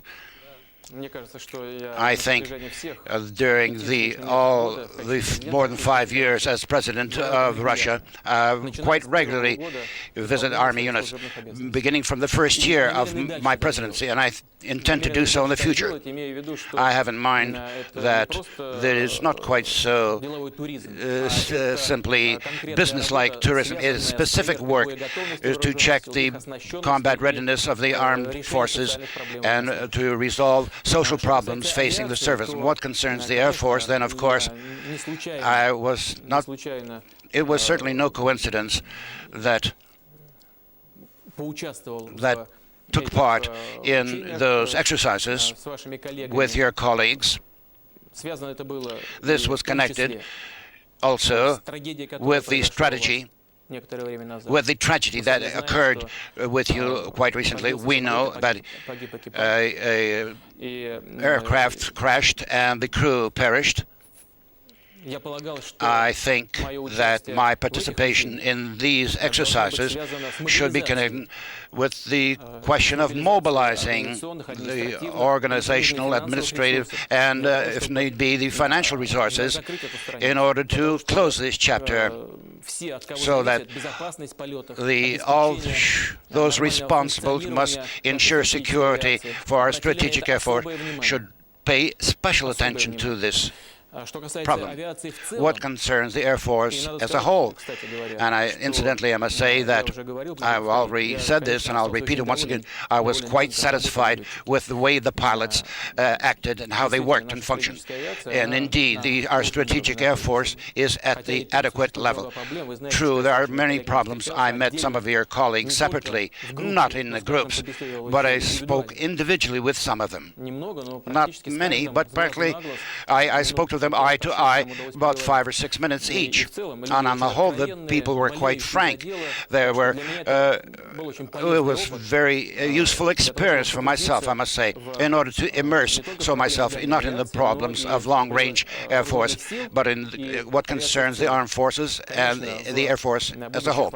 Of course, in the view, God forbid, the conflicts that may come in the future, conflicts that exist in the world, the Air Force plays a special role in all these instances. Unfortunately, I must say that so far we did not give the attention that was required. And those letters that I received from Air Force pilots in even in preparations for today's call-in show. But the plan for developing the Air Force do exist, and the plans for building new aircraft concerning the fifth generation, I have in mind the fighter planes and providing them with the most up-to-date equipment. I know about the question about the gas and lubricants. I remember what many of you who are present there in front of me today spoke about trainers and other types of equipment, simulators, and for training young pilots. I have given the proper orders to the Defense Ministry and the proper agents, and we will continue to act actively and energetically in this direction. What concerns service in the armed forces, we must, of course, solve a wide range of questions concerning material encouragement to create a certain image of the servicemen in the media, in the minds of children, as defenders of the homeland and each family in Russia, in society as a whole, and each Russian citizen. There are many other components concerning the bringing up. There is no single magic pill that could resolve all this problem. This provides we shall continue working all these questions. Sergey, another questions. Your questions, please. Please introduce. Eleonora Likhacheva, my wife of Commander Likhachev, Vladimir Vladimirovich. Many military officers receive housing certificates, but the cost of this certificate is lower than we cannot afford to buy a new flat for the money we receive. Is the government gonna compensate for the housing?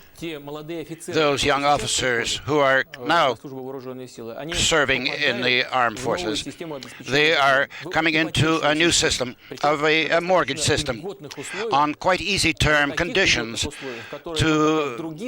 which so far do not exist in other sectors of the economy, either in civilian life or in the ministries or agencies that are equated to the Defense Ministry, or servicemen that are equated to those people serving in the Defense Ministry. These privileges will be given only to the servicemen of the Ministry of Defense of the Russian Federation. Those servicemen that are not in this category must be provided for by the legislation of the Russian Federation that exists today, simply because they cannot save up enough money for mortgages. But the sum of money that is being allocated for this problem have been considerably upgraded in 2006 as the program for certificate for housing will be preserved. Thank you, and we thank the Air Force Base and this division. We had town of Engels on line, and we have more questions from internet. So a question from internet, Sergey. I'll begin with a question about the concerning citizenship. But the specific questions, question of Kazakhstan. I'm going to Kazakhstan and to get Russian Federation citizenship. As far as it exists, will to January the 1st, 2006. You said that you were interested in Russia receiving legal migrants. This is the main problem. All the best. This is what was written in the internet. But the key phrase here, the immigrants need a lot of documents to get Russian citizenship. This is a strategic choice by Russia to attract people for permanent residence, those people to the Russian Federation who choose Russian Federation as their native land. We will be doing this persistently and accurately so as not to create any problems for the indigenous population and those people who are living in their native places. The government must find such measures of attracting migrants so as not to create problems for the indigenous population living in that area. That's first. Now, the second, I agree with you that what requires additional measures to simplify the solution of these questions. The easy term procedures for people of the CIS will be preserved after 2006. The necessary instructions have been given by the President's administration and the government of the Russian Federation. This procedure will be extended in the future. But besides that, we plan to undertake several other steps in order to improve the situation in this sphere. Precisely this. There will be a simplified procedure will be introduced to receive a work permit, and also the procedure will be simplified for long-term residents in the territory of the Russian Federation without receiving Russian citizenship. This entire complex of measures will help us to resolve this problem. But I'll tell you the following thing. I think that this is insufficient in order to achieve our goal. That is why I intend to formulate instructions to the government of the Russian Federation so that the government should set up a separate and additional program for bringing our countrymen back to the Russian Federation. That is one of the questions that I received during the course while we're preparing for our today's call-in show. There's certain sort of offense. I forget who asked this question, but if that person is listening to us right now and will identify himself, the author of that question, in this work on live in 2003, that all those people who want to leave the CIS and return to Russia have already done this. This is, I bring my apologies to you for this. If I said that, I do not remember as I formulated that question, then I was incorrect. Indeed, there are many people who would like to leave their CIS countries, and this program that actually does exist of bringing back our countrymen back to Russia will be developed further and adopted by our government. Another question that we received via internet. Can you characterize in few words your priorities? And приоритет у нас один. И самый главный из них, это улучшение качества жизни. The quality of the life of the citizens of the Russian Federation, and how to achieve this goal, and how to resolve this problem. There are many ways of reaching this, and the main prerequisite is to provide high rates of growth of the Russian economy, and on the basis of this, to resolve all the social problems, and to provide the priority development of this or that branch of the economy. I've already told you that on the basis of this economic growth in the recent years, we're able to formulate the priorities of social problems, that healthcare, housing, education, and certain other support other branches of the economy, agricultural, high technology. All this taken together in a comprehensive way will be the priority of the next coming years. A question by internet. Let's now turn to have direct communications with Volgograd.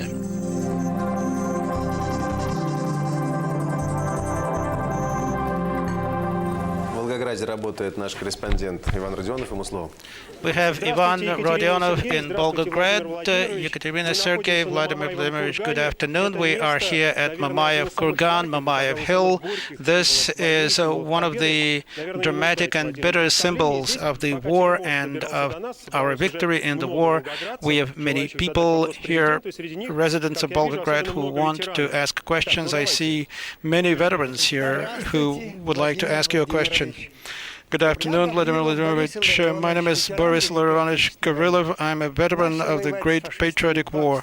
I started fighting the Nazis on the 22nd of June, 1941, and I ended the war in Prague in May 1945. The celebration of the anniversary of victory was a really moving celebration and a national celebration this year, particularly this year. We felt pride for our country. We felt unity. We, I think, realized once again the price of that great victory. But then the celebration was over and life returned to the same thing. How do we make sure that we Russians are always proud of our country, of our unity, that we always feel that our great and free Russia is our hope? First of all, let me thank you for your question. Thank you for your praise for how we organized the celebration of the 60th anniversary of victory. We owe it above all to you, to the veterans of World War II. And without your great deeds, without your heroic deeds, there wouldn't have been that celebration. I would like to thank all people and the leaders of the various regions and municipalities of the Russian Federation for making this a truly national celebration. I would like to thank my colleagues and friends, the leaders of those countries who accepted our invitation and came to celebrate the 60th anniversary of victory in Moscow on Red Square together with us.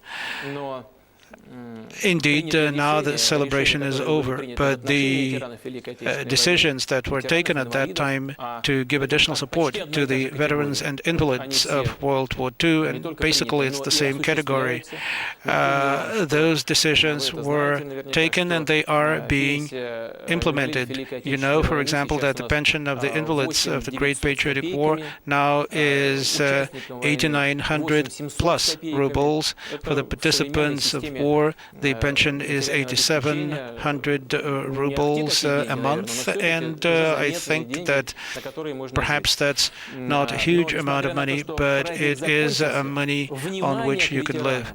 The celebration is over, but I believe that attention to veterans should continue, and I'm asking the regions and municipalities to continue to support veterans throughout the territory of the Russian Federation. As I have said, let me repeat, giving free housing to the veterans and invalids of the Great Patriotic War will be supported federally, and the amount of money will be increased several times over.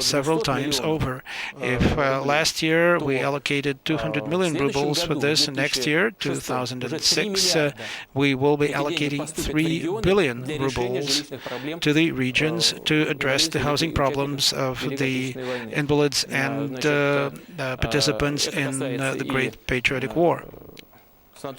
And this also concerns helping them in treatment, in buying medication, etc., to make sure that not only veterans but all of us can be proud of our country. We must be competitive in the world. We must achieve new results, better results in the economy and in addressing social problems. The contribution of veterans and of the veteran organizations here is tremendous. They are working hard to educate younger people, and they're doing that very positively. Thank you. Another question from Volgograd. Yes, let us give a chance to the younger generation too. Your question, please. Vladimir Vladimirovich, good afternoon. I'm a mother of 2 children and a teacher in the university. Now I'm concerned with the medical healthcare system in Russia. People are denied to have free medical treatment in the hospitals, and the same is going on in pediatrics. We do need health people. Comment on it, please. One of the really pressing issues in the social sphere over the past years is exactly as you said. You have correctly outlined the current situation, particularly the situation in healthcare at the primary level, and this is why I have proposed that the government should focus on the primary healthcare system as the priority in this area, and in particular, preventive care should be emphasized. Prevention of disease is a problem that can only be solved if we increase people's income, improve their lives, and if we provide additional equipment to primary healthcare hospitals, 10,000 of such hospitals.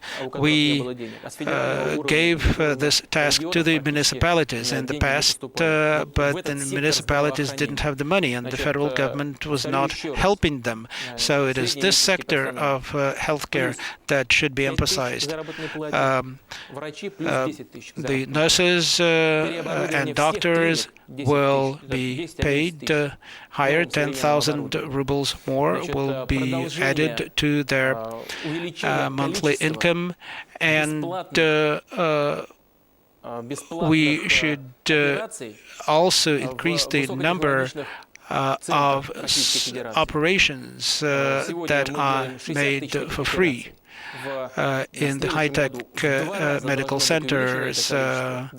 This year, 60,000 such operations were done. Next year, twice as many, 120,000 next year, and then the next year, 180,000 such operations. But in order to make sure that we don't have too many people who require such care, we shall also support on a priority basis the primary health care. In particular, will focus on vaccination. Next year, the national calendar of vaccination should be financed in full, 100%, and infectious disease treatment, including AIDS, will be emphasized. We will also be building high-technology medical centers in a number of regions of the Russian Federation. In 2006 and 2007, at the first stage, there will be about 6 regions that will receive financial assistance for this purpose, and in 2008, another 9 regions of the Russian Federation. We, of course, should remember about the needs of other doctors who work in other hospitals and health centers, but in particular, we should remember that it is the primary healthcare sector where only 50% of the needed personnel work. This should be our priority. Thank you, Volgograd. There will be another southern city, and specifically Gelendzhik on the Black Sea.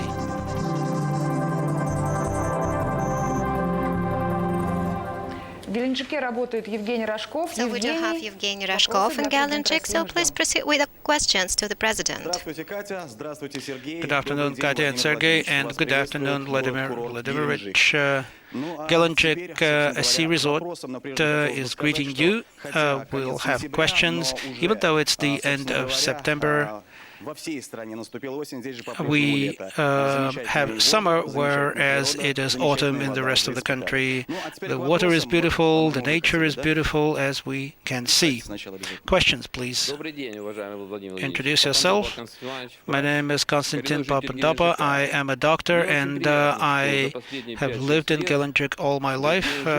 I can be very happy that over the past 5 or 6 years, Gelendzhik has become a European European-class resort. It used to be a backwater, but thanks to our leaders, the situation has improved. Last year, the State Council had a meeting here. Nevertheless, many Russians still go and spend their vacation in Turkey rather than here because of cheaper airfare and because the roads here are not very good. We hope that improving the road, building a new road from Krasnodar to Gelendzhik will help to solve many problems. This is the road of life for us, and hopefully the federal budget will be able to help. We very much hope that the road will be built. And my second question is that in your speech you said that doctors at the local level, their pay will be raised by 10,000 rubles a month. When will this start? This will start in 2006. In the beginning of 2006, we will not drag out this issue. The financial resources have been allocated, and I hope that when the budget is considered in the State Duma, no killer amendments will be introduced that will prevent this program from being implemented. I know that most members of the State Duma want this issue to be solved because they've been demanding this for a long time. But also it's very important to provide additional equipment to the primary health care centers and also preventive care, particularly among children. Vaccination and regular checkups of all people, particularly of children, should be our priority, and they are our priority. Another question from Gelendzhik. Yes, please. Okay, let's give a chance to... Please introduce yourself. Good afternoon, Vladimir Vladimirovich. My name is Polina. I'm a student of Cuban University in Kuban, and I do have the following questions. You asked about the reform of local government, and I am interested to know when do we see the results of this reform in our town of Gelendzhik. We're not only the small town, we're a resort, moreover. What specifically is of concern to you? Could you formulate your question and your concerns better? How would this reform influence on the development of our resort? What are the measures and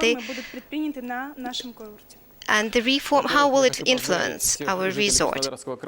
First of all, I would like to congratulate all people in Krasnodar for having such wonderful and beautiful ladies, young ladies and students here.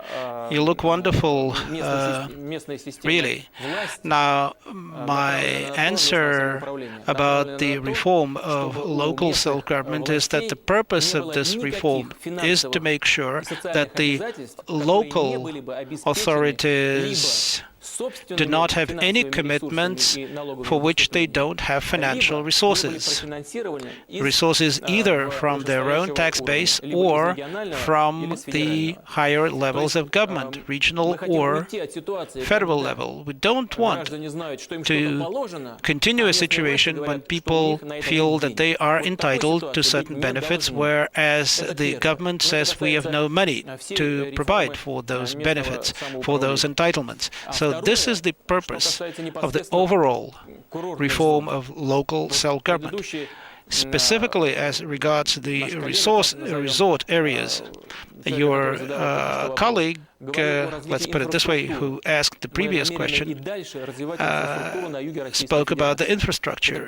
We will emphasize the improvement of infrastructure in the south of the Russian Federation, specifically airports, ports, roads, railways, including a road, circumventing road that connects Gelendzhik with Krasnodar, Krasnodar and Sochi, Gelendzhik and Sochi, the road from Moscow to Rostov, the development of the airport in Sochi, in Gelendzhik and Krasnodar as well.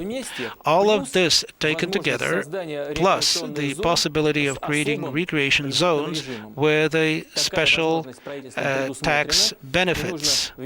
This tax privileges. This possibility has now been addressed, and the federal government and the municipalities should decide where those zones will be. Certainly in the Krasnodar region, where in Krasnodar region, this is something that will have to be decided in dialogue with the governor and with the municipalities. More questions, please.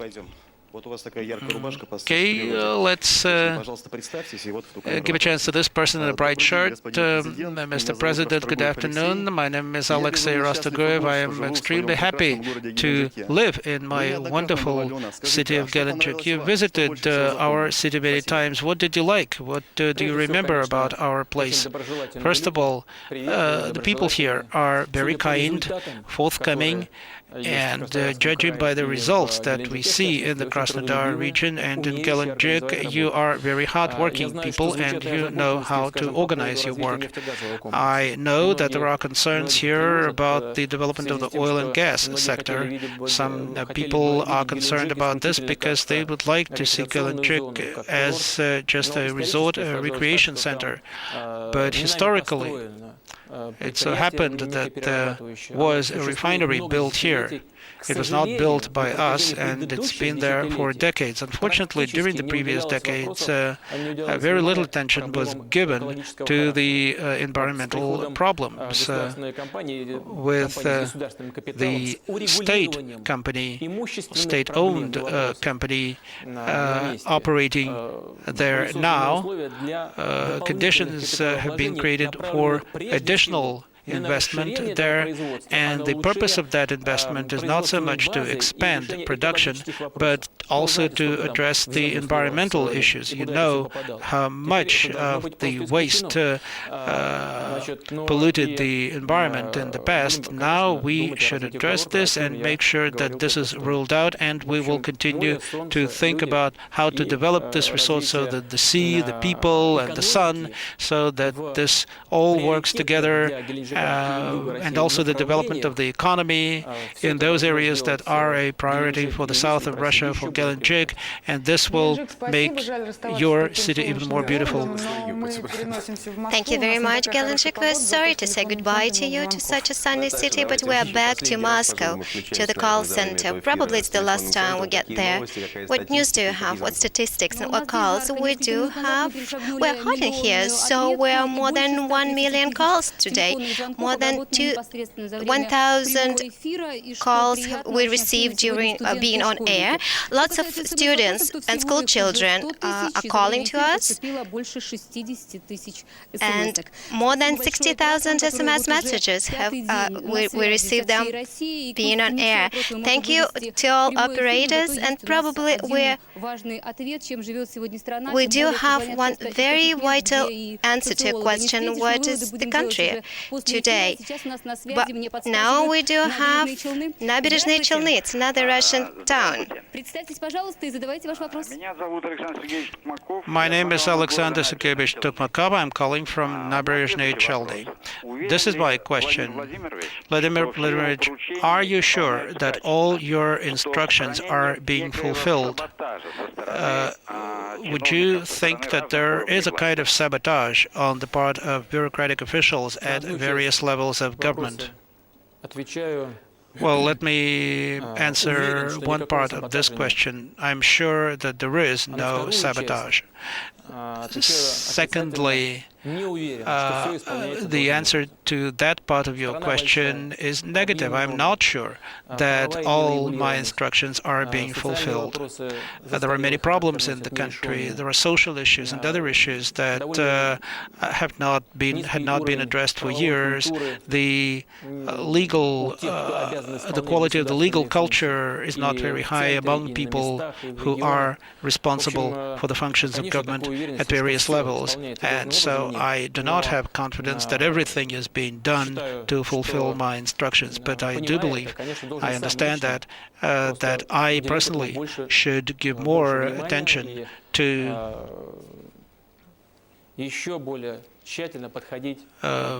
oversight and to making sure that all decisions are seen through to their result. Any more questions now? Yes, let us have another question. Yes, hello, Mr. President. I'm calling from Sochi. I'm 46 years old, and I do have such a question. The average life is more than 60 years of pension time. So please, will you tell us why do you increase the age of retirement? Well, this is indeed a question that we see more and more often in the information media. It is being discussed by experts, and this is the interest to this problem is because of the population problem. The number of people who work and the number of people who are retired, those numbers are changing. The number of retirees is increasing, and this could create problems for the pension fund and for other government agencies in this sphere. And there is another argument, well, let's not call it an argument, but another component in this discussion. Life expectancy in Russia is a lot lower than in Europe, where they have decided to raise the retirement age. So this is what I personally think. First of all, in this country, in our country, life expectancy is indeed lower, but it is lower not because of the people who have reached the retirement age. The language that is used among experts, the final age in our country is similar to the United States and in other countries, though it's a lot lower. But the overall life expectancy is lower in our country because too many people in our country die young and in middle age. This is because of drinking, hard drinking. This is because of drugs. This is because of industrial accidents. This is because of road accidents. This is because of poorly organized healthcare system. All in all, this creates a problem. But at the same time, let me tell you this. I am against raising the retirement age. While I am president, this decision will not be taken.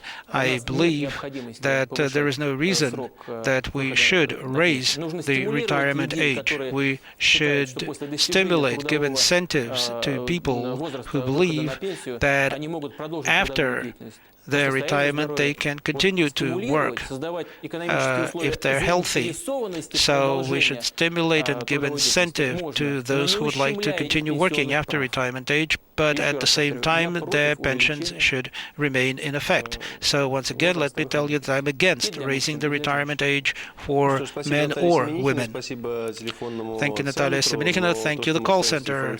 We still have a lot of questions. So when we were preparing this discussion, and so probably we can draw some first results, more than 1 million calls we received in the call center, more than 100,000 SMS messages and lots of questions via internet. We do have lots of interesting questions coming from young people. Of course, you cannot answer all of them, but probably you can tell us the figure of the questions you were. Well, I did not count all the questions that I looked at last night. I spent several hours reading those questions. Of course, I was not able to read them all, even though I spent a lot of time long past midnight reading those questions. There are many repeating questions, and including those questions in which people said, I'm sure that they will not show this question to you. There was no selection. I was able to look at many questions, perhaps not all. So I selected a few questions, indeed, so maybe we should now consider those questions. These really did not go through a real selection procedure, so I just would like to read some repeating questions. Irina Cherepanova from Ivanovo Oblast, a widow who has 2 children underage and an adult daughter. During the monetization of benefits, we had a situation when the fares are no longer available for children. The pensioners, after monetization, did not get monetary benefits for transportation. They said that the budget of our oblast doesn't have the money for it. I am asking you because the governor doesn't have the money for children in the villages. Irina Cherepanova from the village of Volushina. First of all, let me say this. As regards fares for benefit recipients and pensioners, among benefit recipients, it should be quite clear what the situation should be. People should be able to choose. Either they want the money or they're able to buy tickets at reduced rates. With the difference not exceeding the monetary benefits. So we should make sure that the financial situation of the people doesn't get worse. For those pensioners who received benefits but were not benefit recipients formally, their pensions were raised by 240 rubles, and the regional leaders were supposed to provide reduced rate benefit tickets. If this was not done in the Ivanovo Oblast, then I believe that this is a shortcoming of the governor and of those who are responsible. As for canceling the benefits for students, if this happened at the initiative of local leaders, and I believe that they used the situation created by that law to do that, and that should be changed. Now, a question from Sweden about the possibility of using the stabilization fund for childcare benefits and for helping people with children. I have said that the State Duma is considering such initiatives and that they will be supported, so I will not repeat my reply. Now, Evgeny Ivanovich Narenko from the Primorsky region is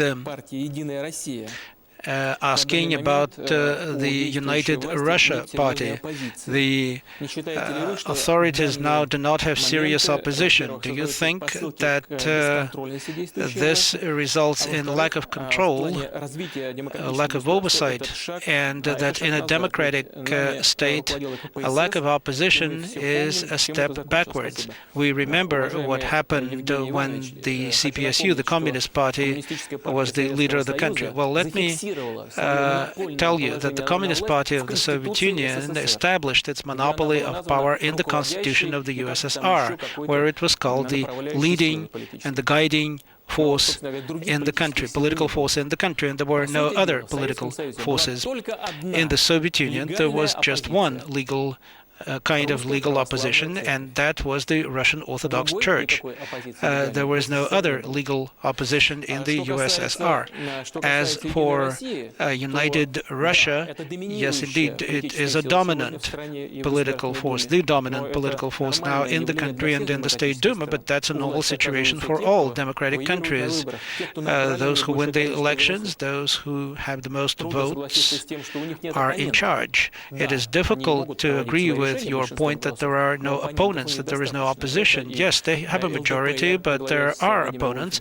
There is the LDPR, led by Vladimir Zhirinovsky. There is the Rodina Party. Even after the split, that party criticizes the authorities, and the United Russia Party and the Communist Party of the Russian Federation, which is the systemic opposition, has been this opposition for many years. So there is no danger that we'll go back to a monopoly in politics.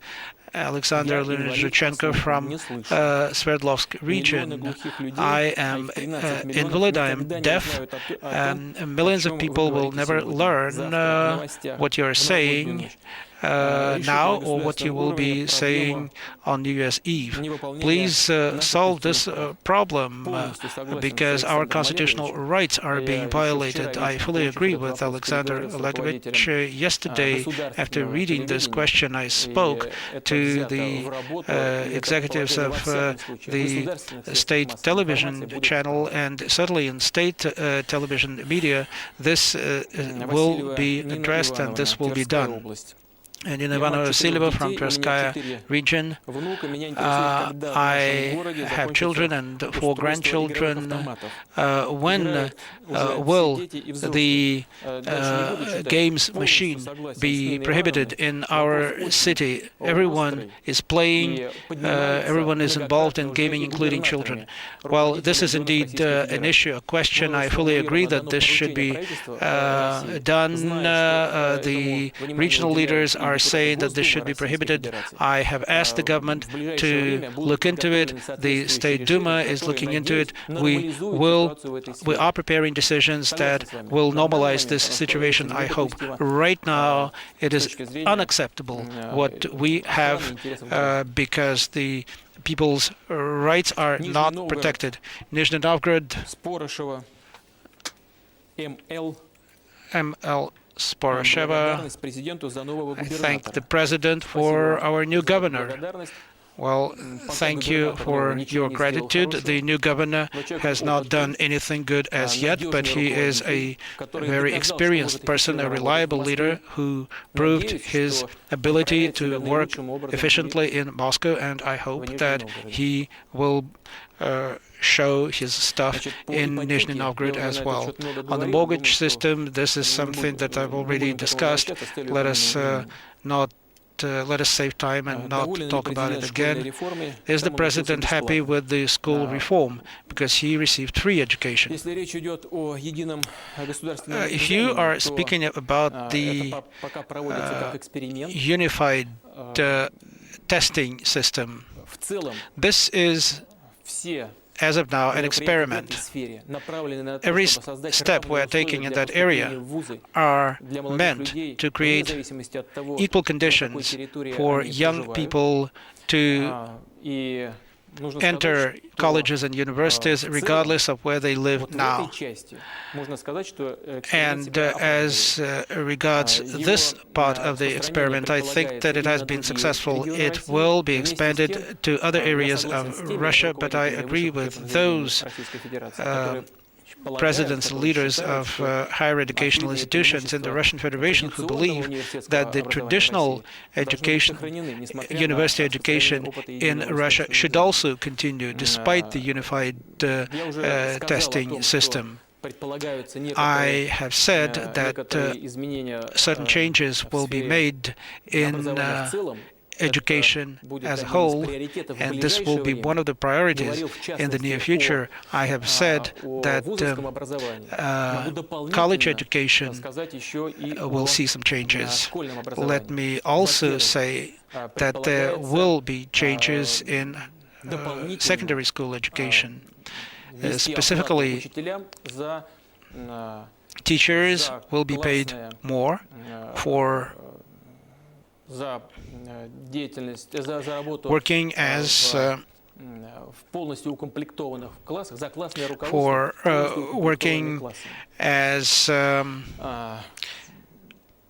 class leaders full-time, and there will be an additional payment of 1,000 rubles in addition to their current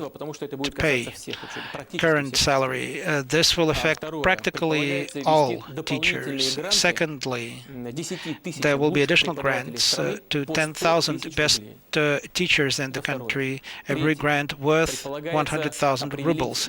Thirdly, there will be grants issued for 3,000 schools worth 1 million rubles annually to buy laboratory equipment, to buy textbooks, and also to buy other teaching aids and manuals. Then there will be 5,000 grants issued to school children and students, 50,000 rubles annually for those who are involved in research. So all of this, plus the possibility and the need to change the system of payment, the salary system in the school system, I think will result in improvements.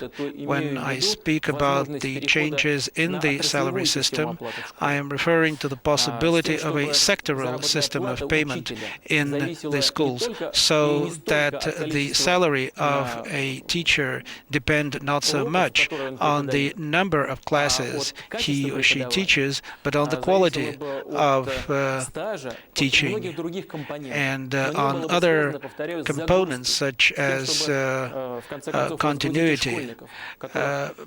Ultimately, the purpose is to have less of a load, less of a burden on our children, because I believe that we are really putting too much on their shoulders, and so we will be doing this and other things to improve our education system. What else will change by 2008? Will there be the army reform? My son is 16. What should he be looking forward to? Elizaveta Slapnova from the Kursk region. Starting January the 1st, 2008, the conscription service in Russia, the time will be reduced from 2 years to 12 months. First 6 months in 6 months, so to say, primary military education, and after this the person can either sign a contract to serve for 3 years, or he will just serve 6 months in the troops, in the forces. We believe that those who sign a 3-year contract will have priority rights to enter colleges and university afterwards. Then they will, those who will be receiving their wages will continue to receive those wages as servicemen as they attend courses before entering colleges. By that time, we also will have combat-ready forces such as the Marines and the landing troops and some infantry troops, and in the hotspots, areas of tension, including the Chechen Republic, conscripts will not be serving.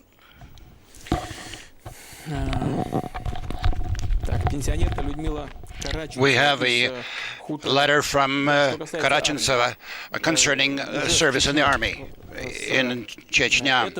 Beginning with this year, those who have been called up and 2007 will not be, and in the internal,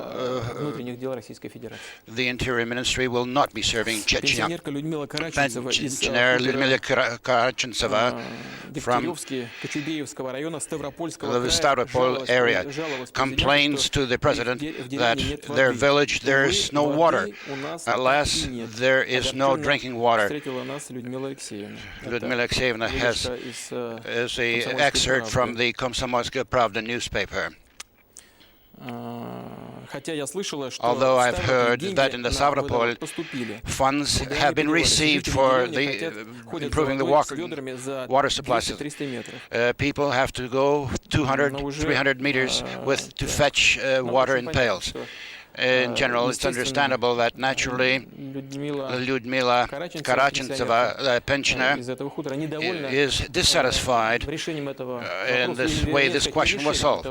Not to say it was not solved. I must tell you that right now, these days, we're solving choosing a person to serve as governor of Stavropol territory. But these papers have not been sent to Stavropol, will not be sent until this problem is resolved there.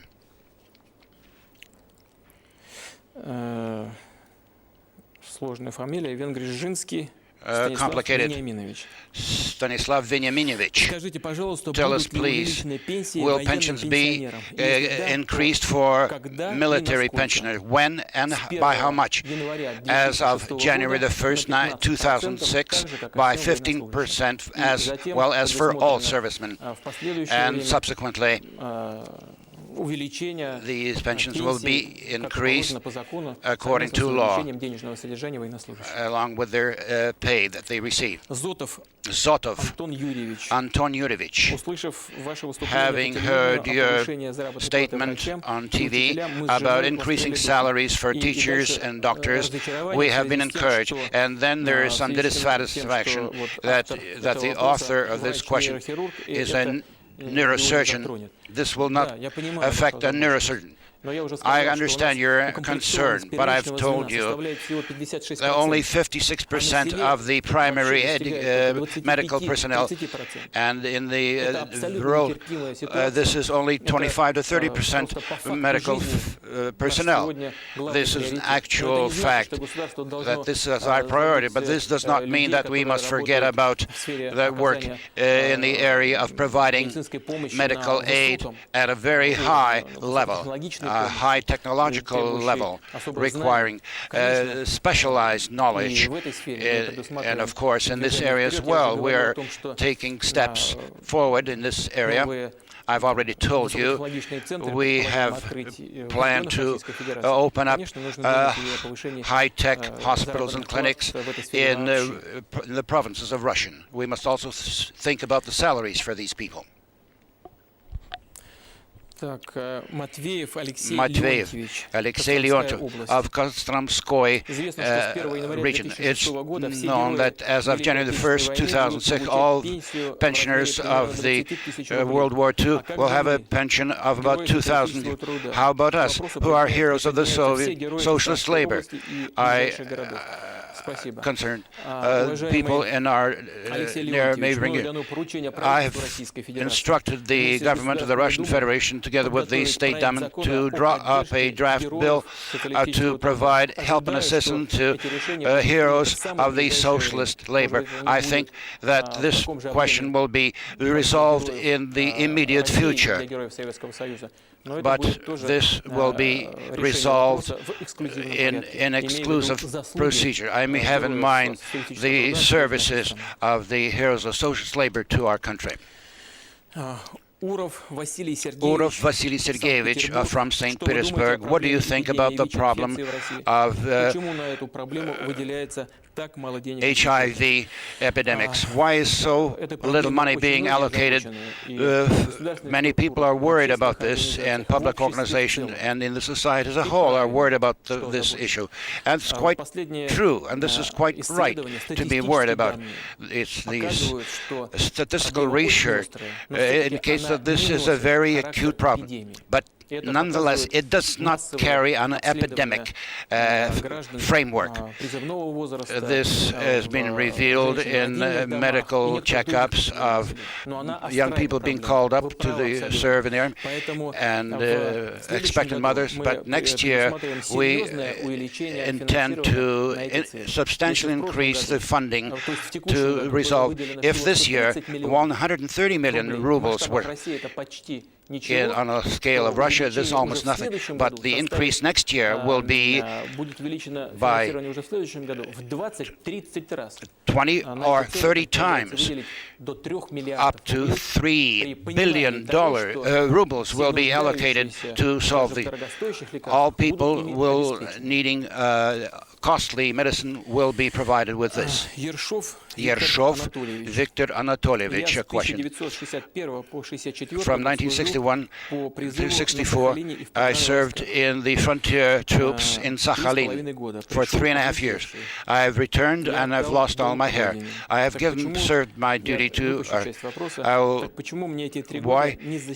Why were these 3 years included in my pension? I think that the state has been service by call-up should should be included in the length of service in accordance with the law on pensions. You must then, Viktor Anatolyevich, you should to the pension fund. They are duty-bound to recalculate your pension.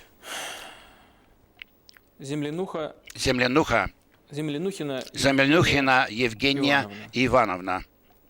I'm a veteran of the Great Patriotic War. 1968, together with my family, I built a cooperative apartment. At the moment, they are being people, residents of our inhabitants of our apartment house, are being compelled to pay for the land that their house stands on. Must we pay fully for the land or just for reforming our documents? Evgenia Ivanovna and others of the Saratov region who are in such a situation.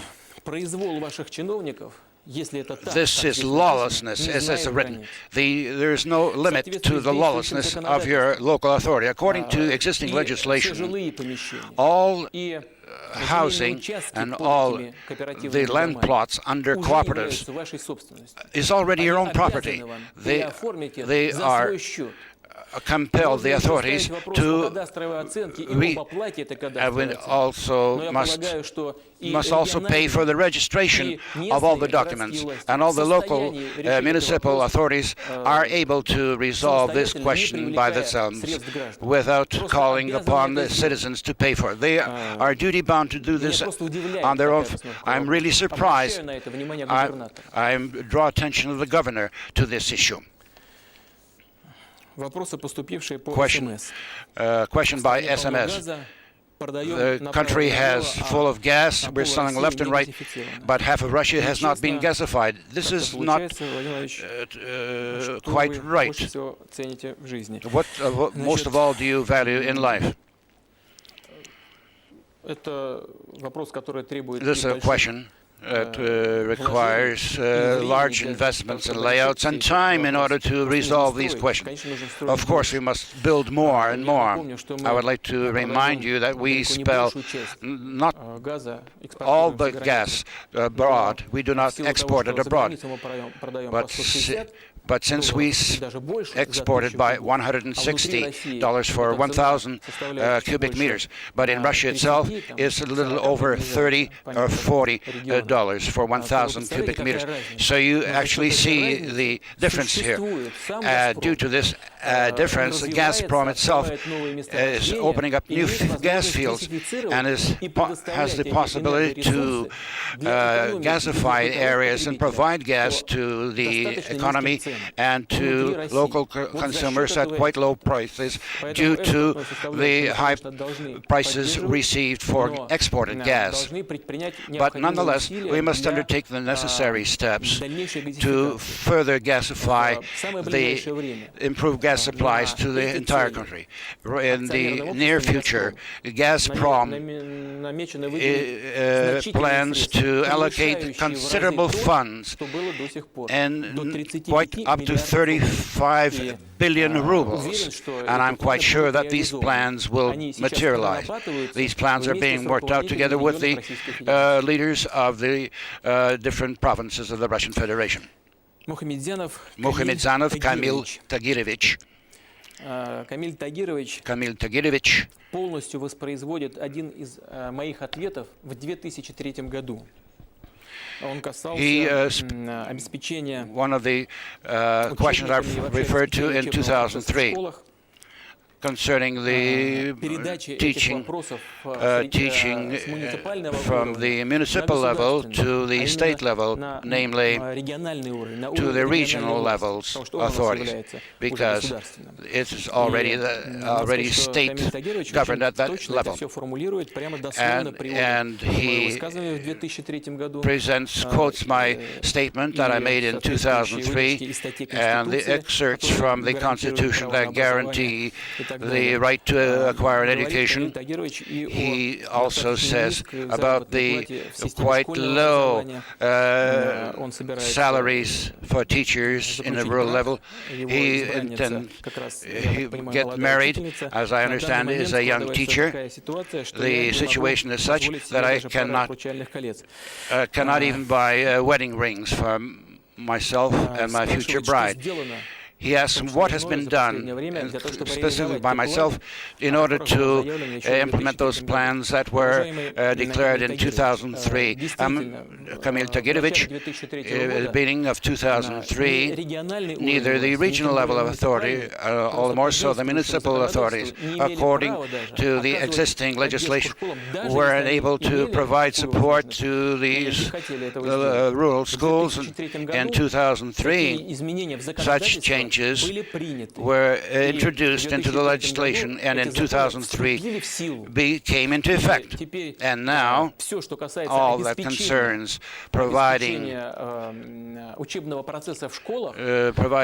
for the teaching process at schools can be supported also from the federal budget. I will repeat this once again. This problem has been closed only from the point of view of creating the legal base for solving these issues. In certain regions where there is enough funding, in rich regions, from the regional level, they're coping with many questions, including purchase of textbooks. People are still spending quite a large, substantial funds to provide textbooks for schools in the rural areas. That is why in this particular area, questions are being resolved and implemented, and I also hope that your promises will also materialize. I hope that you get married with the woman of your choice, in spite of the fact that you material. I hope that this will not be an excuse not to overlook and get married. Your salaries are, I must admit, that your salaries are low indeed. I've told you what plans are being worked out in this area. About 2,000 rubles on the average for a teacher's salary. In certain northern, in the area of Taimyr, up to 15,000 rubles, while in the south of Russia, the teacher's salary is very, very low, about 3,000 or 2,300 rubles. As far as you are from the Amur area, the average teacher salary is 5,200. But the problem for young teachers is absolutely the starting salary is very low. And of course, this must be rectified. I must recall to you, in 2002, the average teacher salary was 2,800. Today it's 4,860 for August of this year. On the average, that's the average teaching salary. At the end of next, the minimum salary will be 6,000. The way out of here is a new system of payment for about the sectoral principles I've already mentioned to you. And the last question. Pasnov Ilyich, as a student of a 10th grade and a potential serviceman, I must confess that I'm worried about the situation in the state. I do not look 100% Slavic, but all other parameters, I come up as a serviceman in the Kremlin regiment. Why do they enroll only persons with a Slavic image? Ilya Ilyich, I do not know why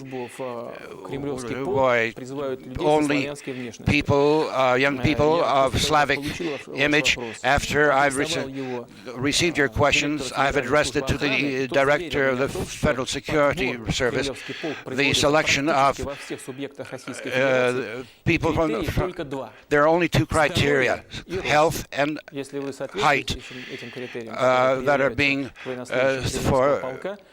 serving in the Kremlin regiment. If you meet these two criteria, this problem is considered. Vladimir Vladimirovich, you've been speaking a lot on behalf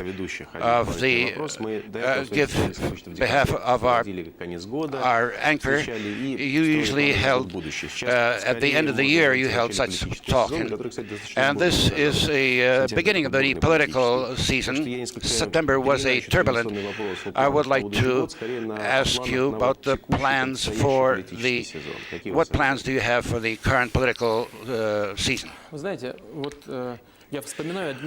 I remember one of the questions that was asked today. We have now come up to the possibility, on the basis of the results that we have achieved in the economy, on the basis of what we have, the revenues of our budget, that looks quite good. We have a good support in the form of the stabilization fund, the gold and monetary currency reserves of the central bank, that is to pay special attention to pressing questions. Tremendous resources has now had the possibility to fund those areas that previously could not fund, and we now have to establish control how this money is actually spent. We are now adopting a budget for a 3-year period. We're doing this specially so that at the end of 2007, at the beginning of 2008, when the country will be going through a period of political activity, that this would not lead to an explosion, so to speak, of populist statements and declarations. We want now to establish and to coordinate with the Parliament and travel together within the framework of this quarter, so that we would not always, we have a lot of money now, let's give it all out. No. Of course we can hand out all this money. First of all, no one will feel it, because it's not really as much as some people think. And secondly, inflation will burst up and will gobble all this up, and there will be an absolutely senseless act. It will harm the economy, and this will actually harm each and every Russian family. It's our task is to retain these positive trends and tendencies, so that these priorities which we have set before us will not only be named as such, but also that the financial and administrative political resources should be concentrated for resolving these issues. We heard about all 3 years. Vladimir Vladimirovich would like to thank you for participating in our program, our direct line call-in show with the President of Russia. We're working in 12 small and large villages, towns and cities, and we thank all those who sent in their questions through called in, SMS, through internet. Thank you, all of you. Thank all of you. All the best to you.